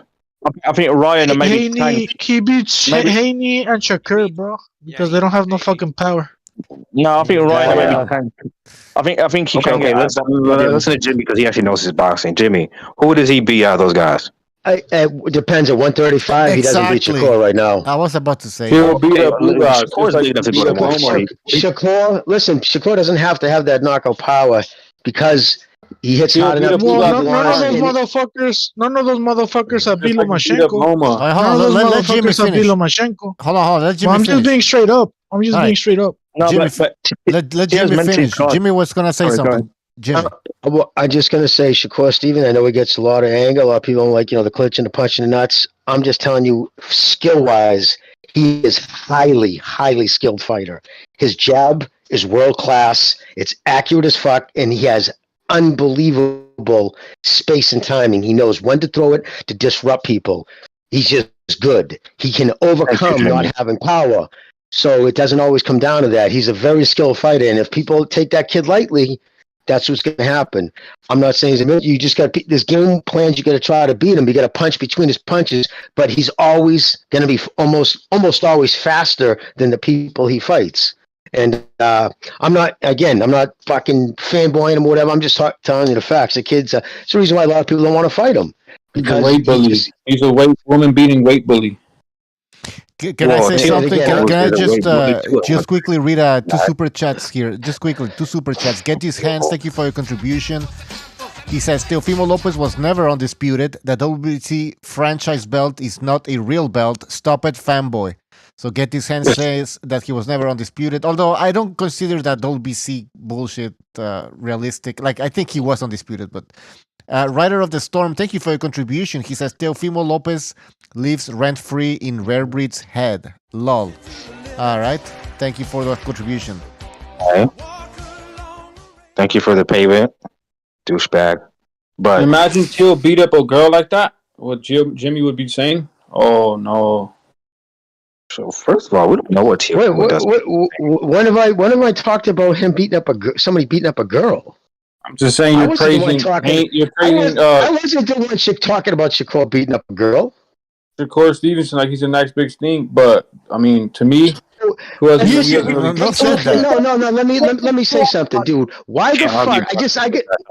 Listen, I gotta address that because I say this kid's a talented dude. You kind of have to jump in. You know how childish or feminine that shit is? Oh, but if he beats up a girl, what Jimmy say about that? Like, you praise him if he beat up a girl. Like, what the fuck is that shit, dude? Yeah, you guys talk about Teo. You guys talk about Teo and his dad. Like they're He's a fucking We're talking about skills, bro. I'm trying to change the subject. He doesn't mind Loma lying about going to war, lying about... How the fuck do you know he lied about going to war? You don't know what the fuck he did? I know. Guys, real quick. Being a douchebag doesn't make you a bad boxer. No, hold on. Being a douchebag doesn't make you a bad boxer. Those are not mutually fucking exclusive. You can be the biggest scumbag in the world and be a great boxer. So get that bullshit out of here with that bullshit. I agree. I love when people say, how come he posts any pictures when he's at the war? I love when people say that. Why did Loma post any pictures at the war? Like, are you serious? What, like the knucklehead British kids who went and volunteered? They took some fucking Instagram photos. Within 30 minutes, they were hit by a Russian airstrike because they gave away their positions. So I see that online. How come he didn't post any pictures? Nobody knows what he did there, dude. Nobody knows who he lost there. So don't fucking say that shit, dude. The kid went back to Ukraine where they've been fighting. You don't like him, dude. But don't disparage his character because he went back to the Ukraine. No, Nobody knows what he did there. I don't have anything Shadow Man, go find a bridge and jump off it. JDA, I don't have anything against Loma or Usyk for being the puppets that they are. They're all puppets. Canelo, Tyson Fury, All I got to say about Shakur is Shakur didn't even make weight in his last fight. He didn't even try to make weight. So he fought a drained fighter while he was fucking replenished, nourished, eating fucking steak. Lost, period. Stop making excuses for him because he's your kid. Shut the fuck up. Don Ramon. Doing everything he fucking wants. Am I fucking lying? Did Shakur make weight? Did he try to make weight? Did he even try? He didn't because he didn't even weigh in the second. So where am I fucking lying? Where am I not spitting facts? Because fucking Mirage is, or Verbre is fucking... you're still salty about that Valdez. They gave him a...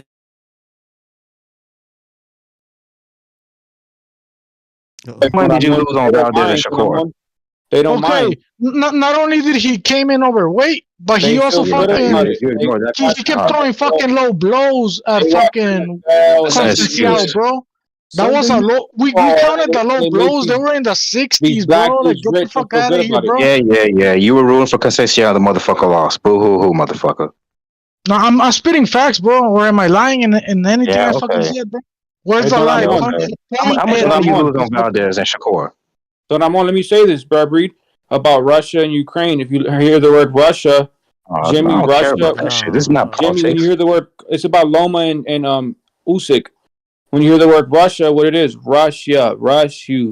that causes anxiety, just like the word Hispanic, uncontrollable fear and anxiety. Ukraine is what? Ukraine, like a crane. Shadowban, don't you think it's funny how very few individuals are talking about what I'm talking about when it comes to Shakur Stevenson? When I just pointed out a bunch of facts. I'm the only one saying this shit. And a few others, right. But I'm on, you're 100% right. People like JDA feel good to virtue signal and worship football players, NFL and NBA players. You don't know who the fuck I am. And, you know, I'm not racist. Look at me. All right. Football. All right. I worship. Let's be honest about it. That's my worship. Let's get back to boxing, guys, please. Let's get back to boxing. Don't chingazos. So what's the point you're trying to make, or that you're making? Go ahead. Repeat it.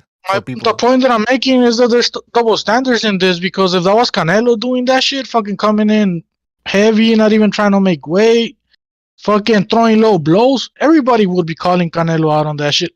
But when it comes to Shakur Stevenson, it's only me and a few individuals bringing that shit up. When I'm just fucking pointing out the obvious, all of this is like, I'm not lying in any of this, bro. That's all I got to say. Or David Benavidez, Don Ramon. Oh, he's this, he's that, making excuses. They don't want to see Mexicans on top. Let's be honest. Who doesn't want to see Mexicans on top? You, Red Breed, you. Why not? Cause, homie, you scared. Hey, whoever's on top is on top. Like, it is what it is. You know? Like, obviously, I'm going to root for my people, but I'm not also going to make ridiculous statements and say Mexicans are top, because by the what's it called, results this year, that's not the case. It's a rough year for Mexicans. Is it? Am I wrong? All I got to say is we got 8 world champions, bro, and some of them are fucking Mexican American, like Bam Rodriguez. So it is what it is, and I know you want to discredit Mexicans and say that we are not a force in boxing, but you're fucking Mexican is one of my favorite fighters. With that shit. Oh, please. I got a Mexican in my top 5 favorite fighters, believe it or not. Oh, look at that. David Benavidez. I'm surprised. What does that even mean? I'm just saying, I don't hate Mexicans. Wait, he's half Mexican. So listen to what I'm about to say. He's still Mexican. He carries the flag to the ring every time. He wants to. David's dad is Mexican. Hey, watch. As soon as if David Benavidez beats the shit out of Caleb Plant, I guarantee they're gonna call him Mexican. No, who cares about Caleb Plant? You ruin the show every time. Bullshit. Yeah. Go ahead. Not really. The chat loves me, JDA. The chat loves me. Yeah, okay. You're a fucking mental idiot. He's a fucking meth head. Fucking good against fucking lightweights. The chat loves me, JDA. Accept it. We'll talk about aliens and fucking. Hey, bro. Say JDA. Why does Shakur show up looking like a junior middleweight against lightweights, and he can't knock anybody out like that? Bro, I hate weight bullies too. I hate them. I mean, people say that shit, but fucking Ryan Garcia is like the same size as Jerron Ennis, and I don't think hate this kind of. It doesn't matter who it is. Yeah, like what's Ryan's reach? Is it like 72, 73? I don't know, bro. I'm not on that. Something like that. He's a welterweight. He's 5'10", 72-inch reach. He's fucking Earl Spence. Listen, everybody's a weight bully. It depends on what the definition is. My thing is, if you can make the weight, then you're not a weight bully. You can make the weight. Hey, I just brought it up earlier. I said all the kids are doing it, but the thing about I know. The thing about Shakur Stevenson is he didn't even make weight. Shakur Stevenson didn't even make weight. That's the thing, bro. No, there are a couple. And I agree. That's not good. That Shakur didn't make weight. Right, guess what he's paying for it? He's at 135 now, right?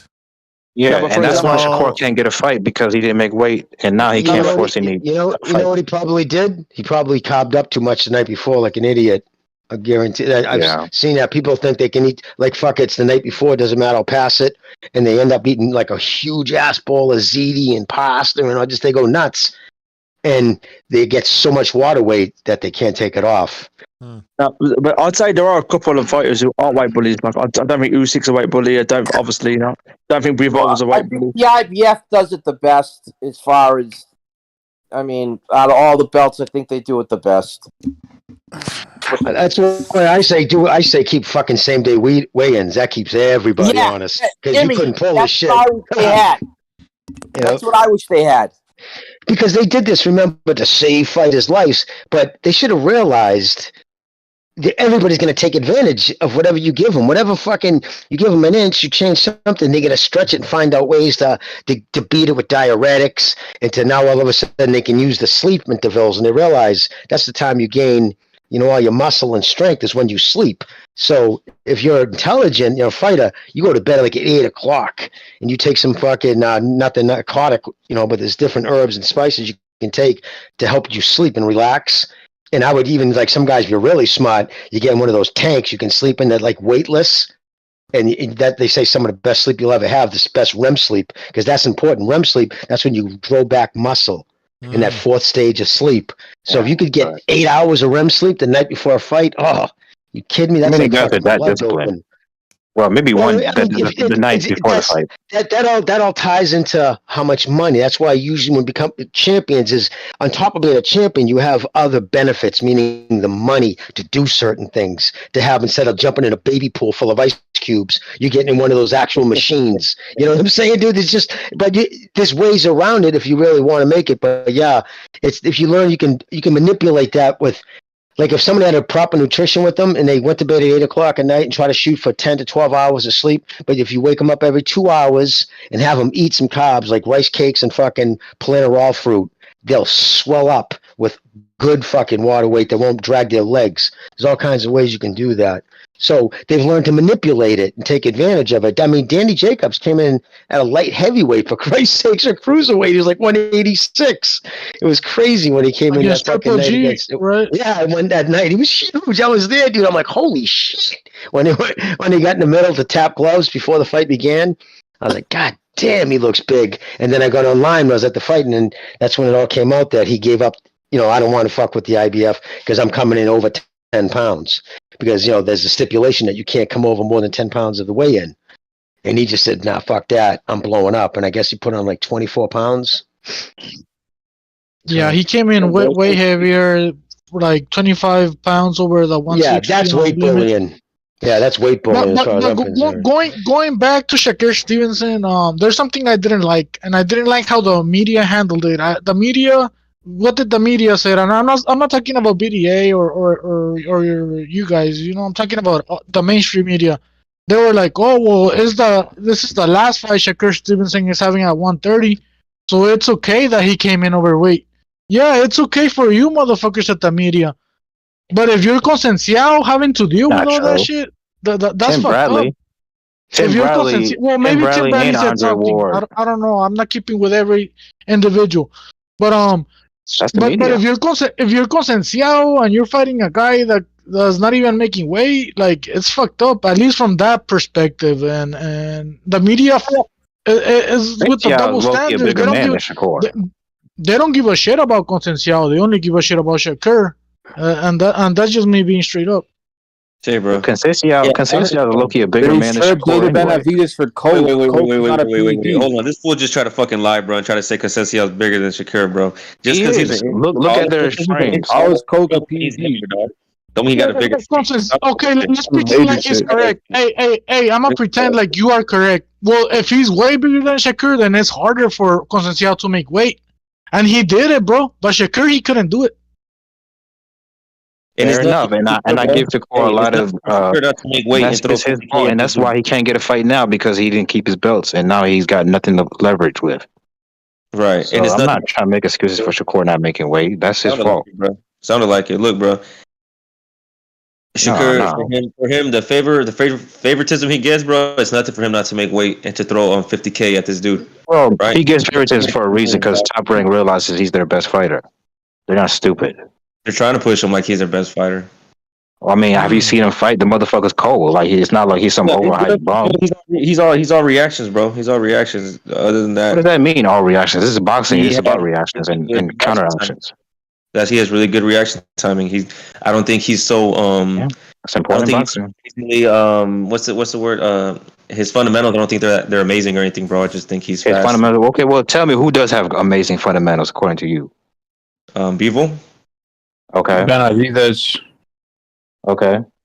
Combos like no other. Clearly, it's right there on camera. So you guys are saying Shakur is a hype job. I'm really uppercut. So Bivol, Bam Rodriguez, keep going. You said one name, they gave you two. So what else? No, I said give me some names. Oh, now you're in a way. So that's two. So that's all you can name. So Bivol's the only guy in boxing that has good fundamentals. Kovalev had good fundamentals, bro. Who? Kovalev. Yeah, he kept his hands up. He jabbed straight. He threw his punches straight. He didn't drop his hands. So you're just one of those dudes like I hate the African American fighter crowd. No, yes. What are you talking about, bro? What other black dude have I talked about? I always noticed a certain like a pattern. There's a certain pattern in the boxing community where we give credit to all the non-African American fighters. We give credit to stop it, bro. They pop up all the fucking African American fighters, bro. Stop that fucking bullshit, dude. These fools can do no wrong, bro. These fools can do no fucking wrong. And then when you call them out, they're gonna call you like a race baiter. You really think the mainstream media is doing that shit, Red Reed? You really think the mainstream media is doing that shit? And not to mention, because I see the mainstream media promoting black fighters like a motherfucker, bro. But they don't pay attention to the fucking Mexican fighters. You get your ass called out for being biased. By who? Fuck up. I'm just saying, does the mainstream media is fucked up against the African Americans? See, this is what I'm talking about. This is that same talking point on the CCD channels that the mainstream media is pushing African American fighters and they're trying to like downplay Mexicans. Like get the fuck out of here with that bullshit ass victim mindset. Fuck Well, out I of heard here. they do it for white fighters though. Oh, they mean like Lomachenko? Mm-hmm. No. Top Rank just realized that Lomachenko was a special fighter, and rightly so. They pushed him. I don't know, bro, Okay, but I'm just saying that I heard that same. I look at the PBC card that's coming up, and it's just black fighters on mismatches, bro. Enes, Rashidi Ellis. Do you have a problem on Gia with all his mismatches, or all just those the black fighters? All those black fighters are mismatches, bro. You don't have the same Or am I energy for bullshitting? just be honest. You don't know why this fool's talking shit, bro. You're here dick riding fucking. You call Shakur Stevenson a weight bully, but Ryan Garcia, you don't say anything about him. Hey, I call Shakur Stevenson a weight bully because he didn't make weight. And if Ryan Garcia wasn't to make weight, then I'll be calling him a weight bully. The same way I call. Make weight or not. He's still a weight bully. No. Let me continue. The same way I call David Benavidez a weight bully, even though he's Mexican American. The same way I am, bro, and I'm calling him a weight bully because he didn't make weight, bro. What else can I do? The only reason you call him a weight bully is because he's a threat to your boy Canelo. Nah, come on, man. I've heard him. I've heard him say that about Benavidez. Yeah, he got quiet. But Canelo's a Mexican American. Canelo's a Mexican. Nah, they don't claim him, Jimmy. They say he's half Mexican. You heard him. Bro, how you gonna say we don't claim him, bro? You know what the fuck our people do? You literally just said that a couple of minutes ago. We don't claim him. He's half Mexican. No. Benavidez He's an Ecuadorian. Hey, let me go in because you want my take. Let me go in there so I will take less than 30 seconds. Every time he fights, bro. What flag does he come out with every time he fights? Ecuadorian or Mexican? Mexican. Yeah, but a lot of people that don't like Benavidez say he's half Mexican. He's not real Mexican. What's about Puss in Boots? When's he gonna fight a contender, dog? Why is he fighting some dude named Karan? Whenever they decide to fight him. Let me just tell you my Benavidez take real quick. Look, I was a big Benavidez fan, bro. I thought Benavidez was gonna take over boxing, all this shit. I was impressed. All that combo where you could be correct, and I don't disagree. I was impressed when Benavidez beat fucking Porky Medina with that fucking combo. I'm pretty you guys have seen it, bro. That's badass, Benavidez. I was like, damn, this guy's taking over. And then what happened? Benavidez did coke, and then they took his belt away, and I was like, fucking Benavidez disappointed me, man. Cool. Then he won the belt again against the Raw, right? I was like, oh, well, Benavidez is back on top. Benavidez is badass. And then he doesn't fucking make weight, and then take the belt from him, and I'm like, fuck, I don't know. Benavidez is just a disappointment, bro. So that's where I'm coming. Undisciplined. He was undisciplined at one point, but people can change. But that other dude, I don't know what his name is.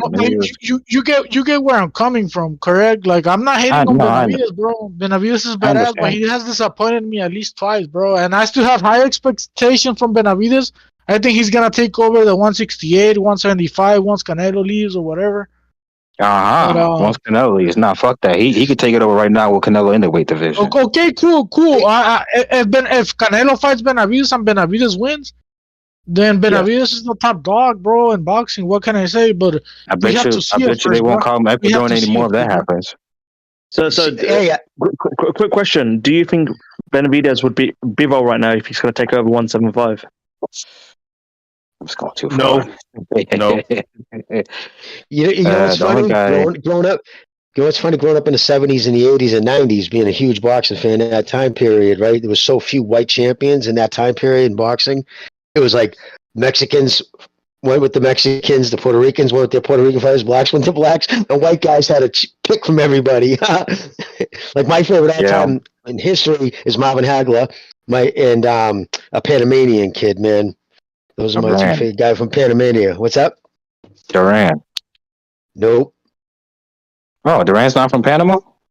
Well, he is, but oh, you're talking about somebody else. Sandinistas. Yeah. Well, I'm trying to. Well, yeah. He was killed. He was killed by the Sandinistas. Yeah. Well, the reason why I brought the race thing with white guys because Jimmy, what about I'm not a Canelo fan. You guys know that. But I admit he has a great chin. He's got great upper head movement. But how can you say Shakur Stevenson doesn't have great fundamentals? Like now I feel like you're just being biased. You can say a lot of things about Shakur, but you can't say he doesn't have great fundamentals. What's Shadowban saying? Jimmy, you were a fan of Vito Antuofermo too, right? No. Vito the Mosquito. He's a fellow Italian, and I was at the Garden hoping to get his head knocked out. Nobody was a fan of him there. Everybody was behind Marvin. 1981, man. Hagler fight, I was there. I was 14 years. It took Marvin. How long did? Hey, Marvin, that's another guy that was ducked during his career. That the fucking Senate of the United States had to get involved to finally get a title shot. They leaned on the.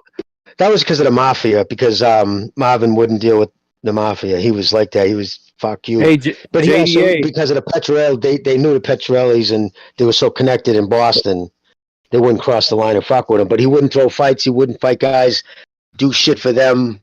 You know, he said, I'm not going to do it. So, yeah, he had almost 50 pro fights before they gave him a championship belt.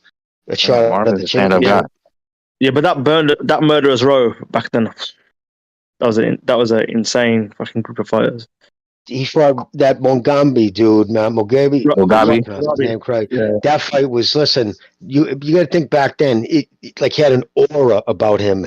That dude punched like a mule. Everybody who spot him would say in interviews, "Oh my God, he punches like a." And Hagler did say, "Yeah, he punched like a." Every time he hit me, I got that big white flash. Like he was 26-0 with 26 knockouts. He almost looked like he was an animal when he fought Hagler. He was huge. Hey, and didn't they say that Marvin Hagler had like a weird shaped head? Like he basically had a helmet on his head. Well, if you look from behind, Hagler did. If you look from behind, his neck was insane. Nobody did more. Like he'd sit there and with the 245-pound plates and just do neck rolls, and he would run, and he would always hold camps in miserable places where it'd get him angry because it was just like he never let himself be comfortable, and he just put himself through hell. He used to call it hell, and he would say that was his thing. You know, he used to give advice to Mickey. He said, "Dude, they can be better than you, more skilled, they can hit harder, but." If they can't, but never let them, just beat you with energy. Never let them fucking have more heart. Like, just don't stop. And so Mickey always took everything he said like it was like the word of God, He would just sit there on bated breath, listen to everything, he would tell him. And Mickey always held that through his whole career. Always kept that as like the thing. They're not going to beat me that way. I'll be condition-wise. I'm going to train my fucking tits off. And he did. Oh, yeah, and that was Marvin was a switch hitter. Yeah, and he didn't. Marvin didn't he could crack. He was above average power, but that wasn't his thing. His thing was he just wouldn't stop coming. Never gave you a chance to breathe. He just kept coming and kept coming. And Marvin said like he was one of those guys who were opposed to. He was a killer dude. He went made himself angry. 15 rounds with Roberto Duran, bro. Roberto Duran was a bad motherfucker, and they went 15 rounds. Yeah. Lightweight, also a lightweight. 5'9". What's that? Yeah, but he had 75-inch reach. Hagler. Yeah, Hagler was 5'9", yeah. Yeah, I was taller. I don't know why. He used to say, come into my, he would call it a six-inch punch. He said at any time, and he would go in slow motion, show us. He goes, see my elbow? He would tell us, as long as my elbow is within 6 inches of my body and I make connect with you, you're going out. Yeah, I watched I watched the Jimmy, Sugar that Ray Robert Leonard fight. Ram versus Hagler fight, that's something else, bro. Like, Great you fight. don't see boxing like this anymore, bro. Maybe because it's 15 rounds. I don't know, but I go back and look at Roberto Duran versus Hagler, and I wasn't alive when it happened, but I've seen that fight at least twice, and that's a badass fight with replay value, which is rare when it comes to boxing. That a fight has replay value straight up. You know what was Hagler's strength? Believe it or not, his best strength, I'd say, and I bet you he would, if he was alive, he'd still say it. It was his mental strength, how he focused, because listen, he came from, I mean, he was poor, as poor as it gets. He had a hole in his sneaker. He left it. He took off from Newark, New Jersey, took away from his people, his friends, because he saw it. This was right after 1968. It was the riots. All kinds of shit going on there. And he's like, I'm going to die if I stay here. There's no ifs, ands, or buts. I'm going to die. Packed it up, jumped in his car, drove up to Brockton, Mass. The first gym he went into, he didn't like the vibe. The second gym he went into, and he always told the story, I had $2 in my pocket, and I wasn't going to let nobody take it from me. It was my last $2. And it was the Petracelli, took him out to lunch. And he was looking at the menus, and they saw him. He said, dude, it's on us. Don't worry about the price. Where you working? He goes, I don't. He says, come to work for us. This is after only seeing him just hit the bags and working with him one day. And he thought on payday, because they picked up lunch every day after that. They got him a place to live. And come payday, and he got his check. This is when he knew he was never going to leave these two.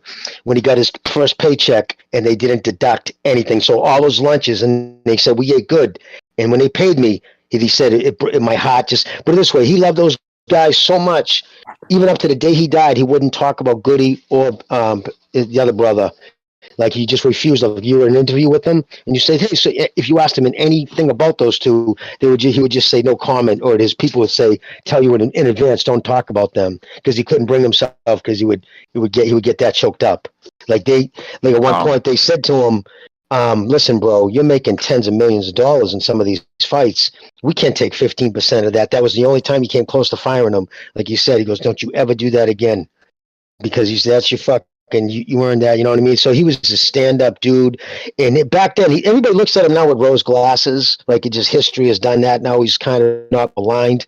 But back in the day, outside of New England, the mainstream media hated him. Steve Kim talks about it. Like, they just never gave him a fucking shot. Because he was brooding. He wouldn't want to talk to him.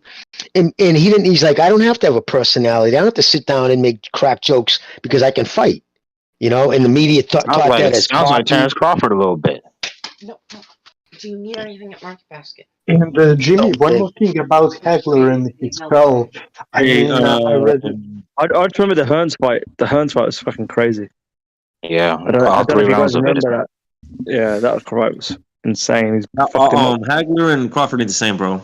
Hagler wasn't running around avoiding fights, bro. Oh no, I know, but I'm talking about like their personality outside of the ring a little bit. A wet piece of wood. Yeah, that's their personality, bro. Kind of. I mean, Hagler wasn't exactly the most lively person either. I'm saying, yeah, it's like a wet piece of wood right there, bro. Both of them. So I guess you're right about that. Yeah, where people criticize Hagler is that he was only champion at 160. I don't think he ever went to 168 or. No, but he was a great. How did he make his name off of fighting guys coming up to see him, bro? Kind of like Bernard Hopkins. I mean, he arguably beat Sugar Ray Leonard. He beat Hearns. He beat Duran. He beat Mugabe. He beat a lot of great fighters. Two lightweights. Bro, Hagler was the middleweight champion for 7 straight years. Back then, they didn't go up and down in weight. They didn't really do that. And he's the greatest ever in his division. Beat Sugar Ray Leonard, bro. I think Hagler beat Sugar Ray Leonard, but I think Duran beat Hagler. But I mean, that's another topic. How come the other 3 kings did it and Hagler didn't do it? He didn't even attempt to go up or down one time. Yeah, but you don't hear anybody discredit Hagler about that, really. Yeah, well, he was undisputed for 7 straight years, dude. But why not? But also, how tall was Hagler though? He was 5'8". 5'9". 5'9". He's taller than Canelo. He maybe 75 is too much for him. So, remember, it's like Jimmy said, it took him 50 pro fights before he got his first title fight. 50. And then he was the undisputed champ for 7 straight years. And what? There's like 4 good names on his title run. What's that? There's like 4 good names on his title run, and 3 of them were coming up and wait to see him. And yeah, but those guys are in their prime. He's not fighting guys who are 35, 36. I don't think Durant was in his prime when he fought him. Oh, Hearns was, and Hearns Watch beat the Durant. Mugabe Hagler fight. I seen John Mugabe, bro. I seen John Mugabe fight him, and he was 26 like Triple and G 0 would have knocked him out in like under 6 rounds, bro. So Mugabe. No. It went 9. It went 9 rounds, I believe. Yeah, I'm saying someone like Triple G would have knocked him out in under 6. You wish. Marvin Hagler is the greatest middleweight of all time. Triple G shouldn't even wipe his shoes. Fuck out of here. Mugabe, are you sure about that, bro? He would have killed John Mugabe. Yeah, bro. I'm pretty sure. Why don't you ask Jimmy? He's a huge Triple G fan. Yeah, hey, let me tell you something right now. Jimmy, you still there, bro? What happened between it's hard to speculate, bro. It's hard to speculate. Hey, Jimmy, are you back? Hey, Jimmy, what would happen between Hagler and who's the greatest middleweight of all time? He's admittedly biased, bro. That's a stupid question, bro. That's a stupid question, Bree. Yeah, I'm gonna. For me, I've always stayed away from that question because I say in advance I'm gonna be biased. Yeah, bro. So maybe you're biased, but resume gotta be Hagler.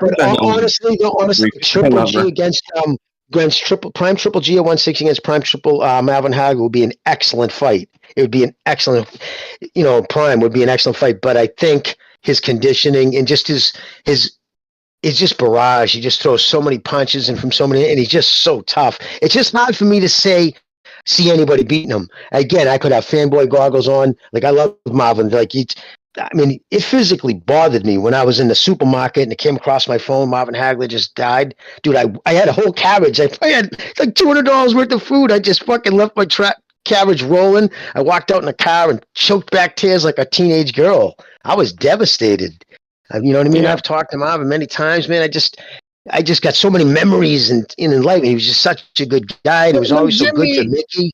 I think Marvin Hagler is the fighter that you saw when you were coming up, at least in life. So let's say somebody else. What happens between Triple G and Hagler, bro? Okay. What about Roy Jones versus Triple G?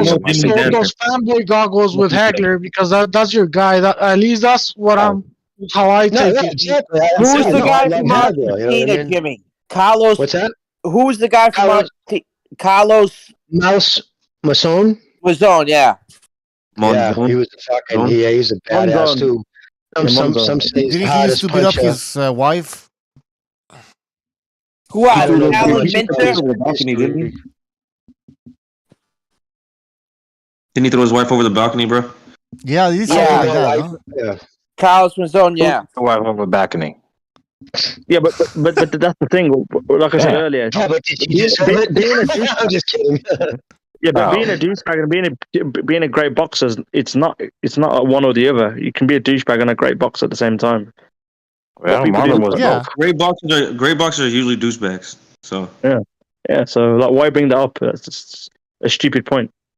So look, Rare Breed. So we already know Jimmy's answer. So let's ask somebody else on the panel, bro. What would happen between a prime Triple G and a prime Marvin Hagler, dog?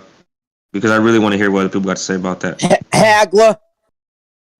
Okay, you got Hagler. Okay, you got Hagler. Who else? I'd say Hagler for the southpaw. He's been in southpaw as well. I think I've not seen Golovkin great against multiple southpaws, if that makes sense. But I think Hagler's fought prime orthodox fighters. Fair enough. That's 3 people. I think it's 50-50, bro. But the only problem I have is that Hagler used to train to fight 15 rounds, bro, because he fought in the 15-round era, while Triple G fought in the 12-round era. So that's the only problem that I have in fucking seeing how it goes, because I never seen Triple G in the 13-round, 14-round, or 15-round. You know, but they wouldn't go. I think Lennon beat Triple G too. Triple G would be a lot bigger than Hagler too, though, because of the same day weigh-in shit. Because remember, Hagler came up during the same day weigh-in. Yeah, so, same day. You know what I mean? So yeah, so that's why. Which means Triple G would punch him on top of the head, bro, and he'd sit him down. How good was Golovkin's middleweight run? It was okay. I think it was Historically, I think it was as good compared- as the people he fought. Yeah. I mean, alright. look, I'm really I impressed with give Triple G more credit than most people that do hate on him for real. But his resume doesn't compare to Marvin Hagler's. Not his even best close. win to this day. Not even close. Yeah. His best win to this day, and it's not necessarily his fault because the Canelo win doesn't count because it's considered a draw and a loss. His best win is still Danny Jacobs. So, and Marvin, it was what? Mugabe, Hearns, Duran. Duran, yeah, He wasn't fought up some that weight. some good guys. He was also a product of his time. Like Triple G, if you He's not a name at middleweight, bro. Duran is not a name at middleweight, bro. And Hagler avenged both his losses. Yeah.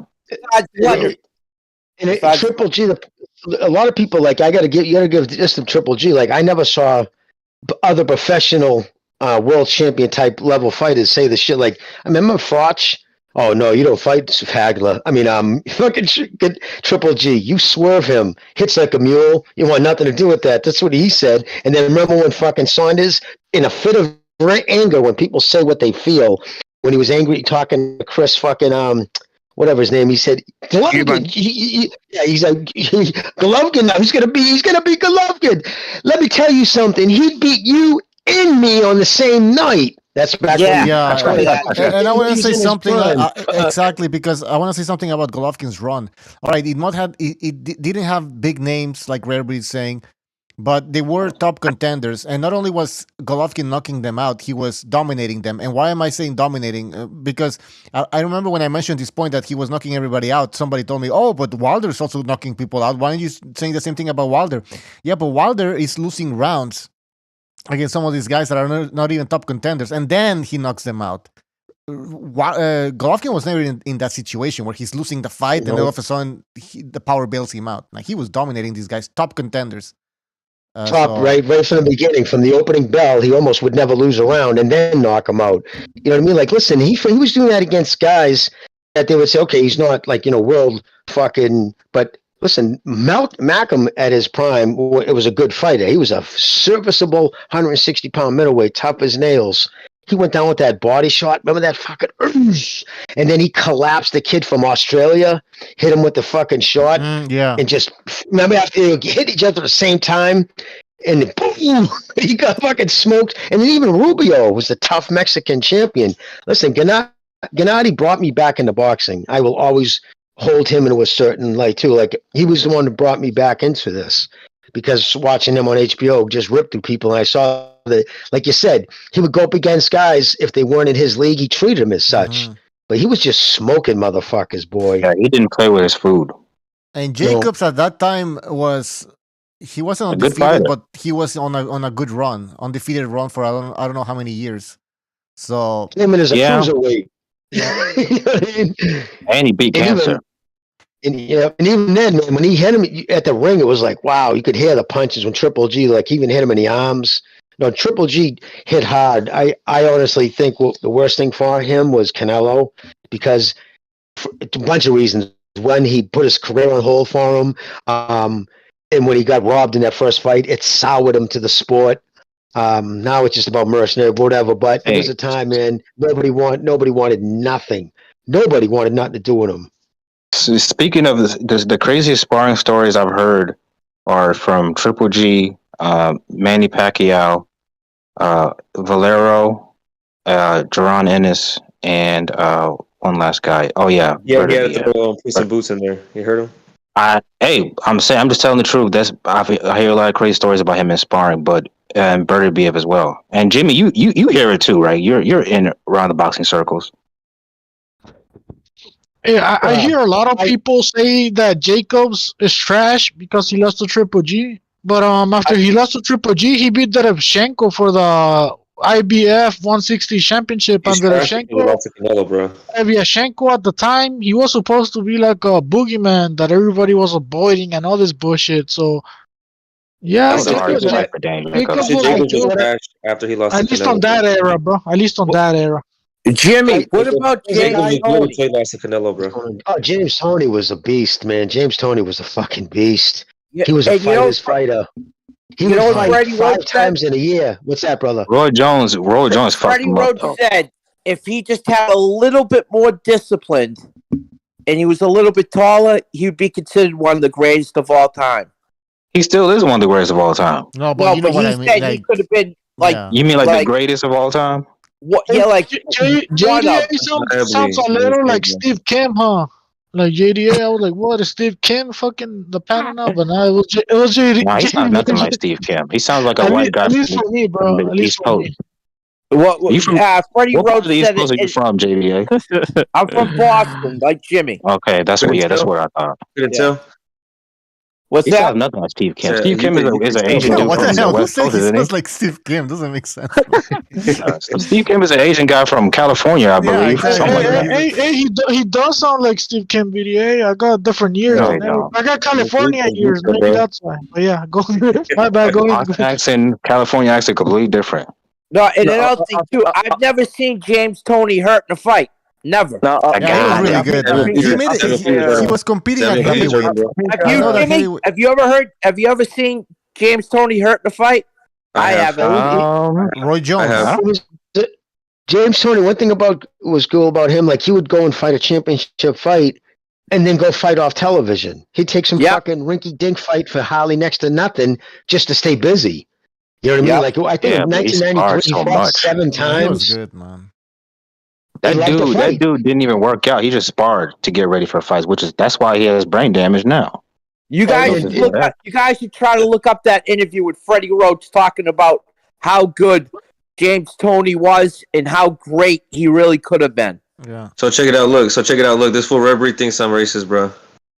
But James Toney is my favorite style, bro. If I were to emulate when I box, when I like to box, bro, I like to try to emulate James Toney, bro. Well, yeah, he was you can't do it. Before you try to call me a racist and say I don't like black people, bro. I've heard. Racist, yeah. I like doing James Toney. It's called cultural appropriation. He put. I've heard racist people say I don't. What did you say, that Jimmy? doesn't mean anything to me, bro. I've heard racist people say Mike Tyson was my favorite fighter.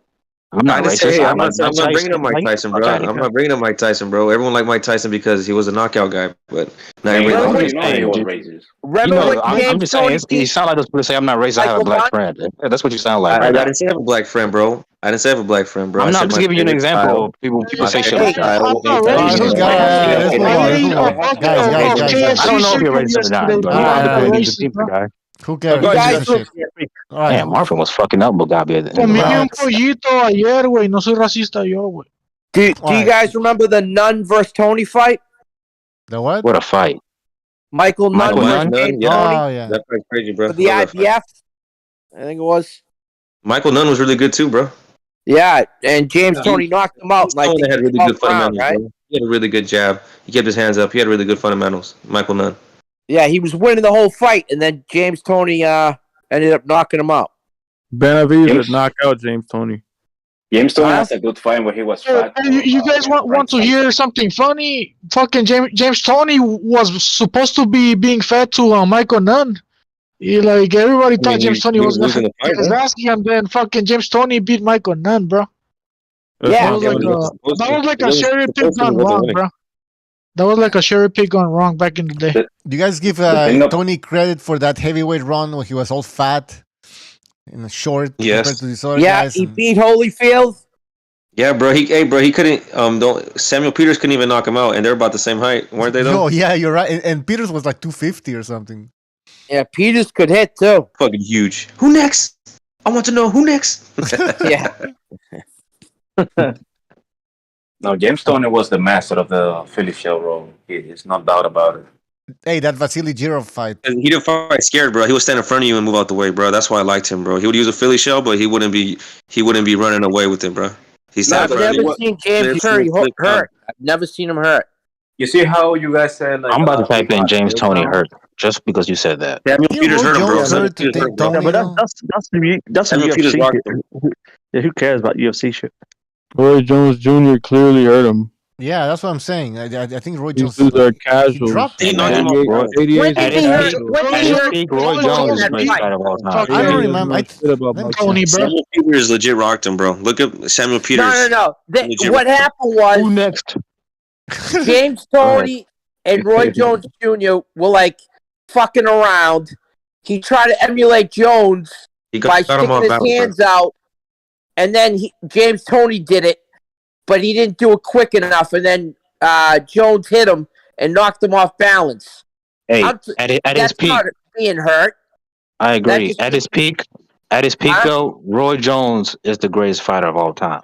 He had everything at his peak. James Toney's on But that was just fucking reflexes from Roy Jones Jr., dude. He did like a leaping fucking hook and landed on fucking James The only thing is, listen, he was one of the most talented and athletic fighters. But the thing is at his prime, there was no really good fighters in his prime. Those HBO fights he had at light heavyweight, he was fighting garbage. You're talking about Roy Jones, right? Am I right? But he still took out James Toney and Hopkins in their prime. I agree with you guys, but at the same time, that's not really Roy Jones' fault. The era that he was in. I understand. We're not saying it's his fault, but we're just saying he really didn't have great competition then. But the guy didn't lose a single round until 2002 or some shit like that. How much credit do you give Roy Jones for that when he moved to heavyweight and fought John Ruiz? Though? I give him credit. Yo, you started at what, 160? Roy Jones hurt Ruiz in the 4th round, and I think he could have knocked him out if he would have pushed for it, man. Go watch that 4th round. He lands a straight right. He fucking stomped. And fucking John Ruiz was a heavyweight, man. For that fight, he went down to 230 or 220. Yeah. The thing is, after coming back down after that fight. Yeah, he fucked up his career. Imagine if Mel Charlo went up to heavyweight and beat any heavyweight. That'd be fucking amazing. No, but the thing is with Jones, he fucked up his career. He went up weight, down weight, up weight, down weight, up weight, down weight, and it totally fucked him up. If you'd have retired after the first Carver win, he might have gone down as the GOAT, but then he got beat up and knocked out a bunch of times afterwards. I think Jones' light heavyweight run and Golovkin's middleweight run is actually quite similar in the fact that a lot of people shit on it because of the lack of opposition. However, that's not their fault, and I think Golovkin suffered from that, and so did Roy Jones. They're both dominant. So I'll always remember Roy Jones after, I'll be 90 years old when somebody says his name. It won't be anything out of all the stuff he accomplished as a pro. Because to me, it was so devastating. I was shocked when they stole the gold medal from him in Korea. Yeah, that was bullshit. That was I could not. My father was so pissed. He stood up. Hey, did they give him a gold medal at the end of the day? No, they should have. And they should have. They should. Dude, the Korean voted for the Korean kid. I think how it went. Or was the Korean the only guy who voted? Yeah, I think the Korean judge voted for Jones. And the other two thought that the other guys, because that was their thing, because for years they said it. Well, I just didn't want, the Koreans not to get anything, so I figured I'd throw them some love, never thinking the other guy would do the same thing. But, when you fight for something your whole life and you're just you got that one singular focus, that gold medal, and to have it fucking robbed from you like that. He sat in that ring, what was it, 3 hours? I think it was 3 hours. He never moved. He just sat there in the fucking, it was crazy. Even the Korean fighter that won the gold medal, picked up Roy Jones, in the ring, and he basically was admitting that he won. He's like, of course, because it was one-sided. Yeah, shit. It really would have been something if he went and mailed it to him or said something. Hey guys, the Olympics have always been bullshit, bro. Fuck the Olympics. JAM884 in the chat says Hopkins versus James Toney. Hey, all I gotta say is, even to this day, the Olympics are bullshit, because they put Richard Torres against a pro fighter, bro. Fucking Jalala was already a pro fighter. Jalala went pro in 2018, bro. Hey man, Richard Torres showed a lot of heart for that rematch with Jalala. Not only that, but Jalala was 27, 26, and fucking Richard Torres was 21, that bro. old? Dude, I hate the way Hopkins fights. I hate it. That first knockout of Jalilov with Torres, that was crazy though. I don't know if anyone's seen that knockout. really fucking I bad. hate the way Hopkins Oh, yeah, fights. it was Yeah, a but I brutal don't think the knockout, bro. knockout was At at the Olympics. That was at another tournament. Yeah. But at the Yeah, Olympics, that was the world championships. Yeah. All right, people are talking Yeah. about Hopkins now. Hopkins versus Tony. Blue Collar Sports TV says James Tony beats him at 160, 168, and 175. Not even close. I think, agree. I think Tony blows him away. You know who's really good too that they brought up in the chat, bro? That no one ever brings up. Mike McCallum, bro. He was Yeah. really fucking good, bro. And those are three great. Those are three great fights. Tony versus McCallum. Those were probably one of the three best fights you'll ever Love see. those fights, bro. I love those fights. Those fights were great. Even like the British, like Eubank's father, he was a great fucking fighter. He was punched like a mule too. Yeah, how come Joe Roy Jones didn't fight those dudes, bro? Yeah, how man. would Charlo Would how would Charlo do in this era? Charlo, Benavidez, not well. Andrade. Benavidez. I think like Benavidez can compete with some of them. Do you know what would be a great fight? No. Benavidez versus Froch. Because that would fuck beat the shit out of each other. Oh fuck! Yep. Yes. I think fight. his lack of defense would be his downfall in that fight, bro. I think No, Benavidez. I didn't say Froch to win. I'm saying it'd be a great fucking fight. That's Yeah, what I'm would saying. Anybody who comes Froch forward with had a Benavidez is fucking- going to be a great fight. Benavidez But versus Froch, Froch had a fucking deadly right hand. He could hit. Make no Did doubt you- about it. Yeah. Froch could Hey guys, what do you think about Crazy. guys? This is a question always. Joe Calzaghe, how high do you rate this guy? Very high. Very high? Yeah, he was good.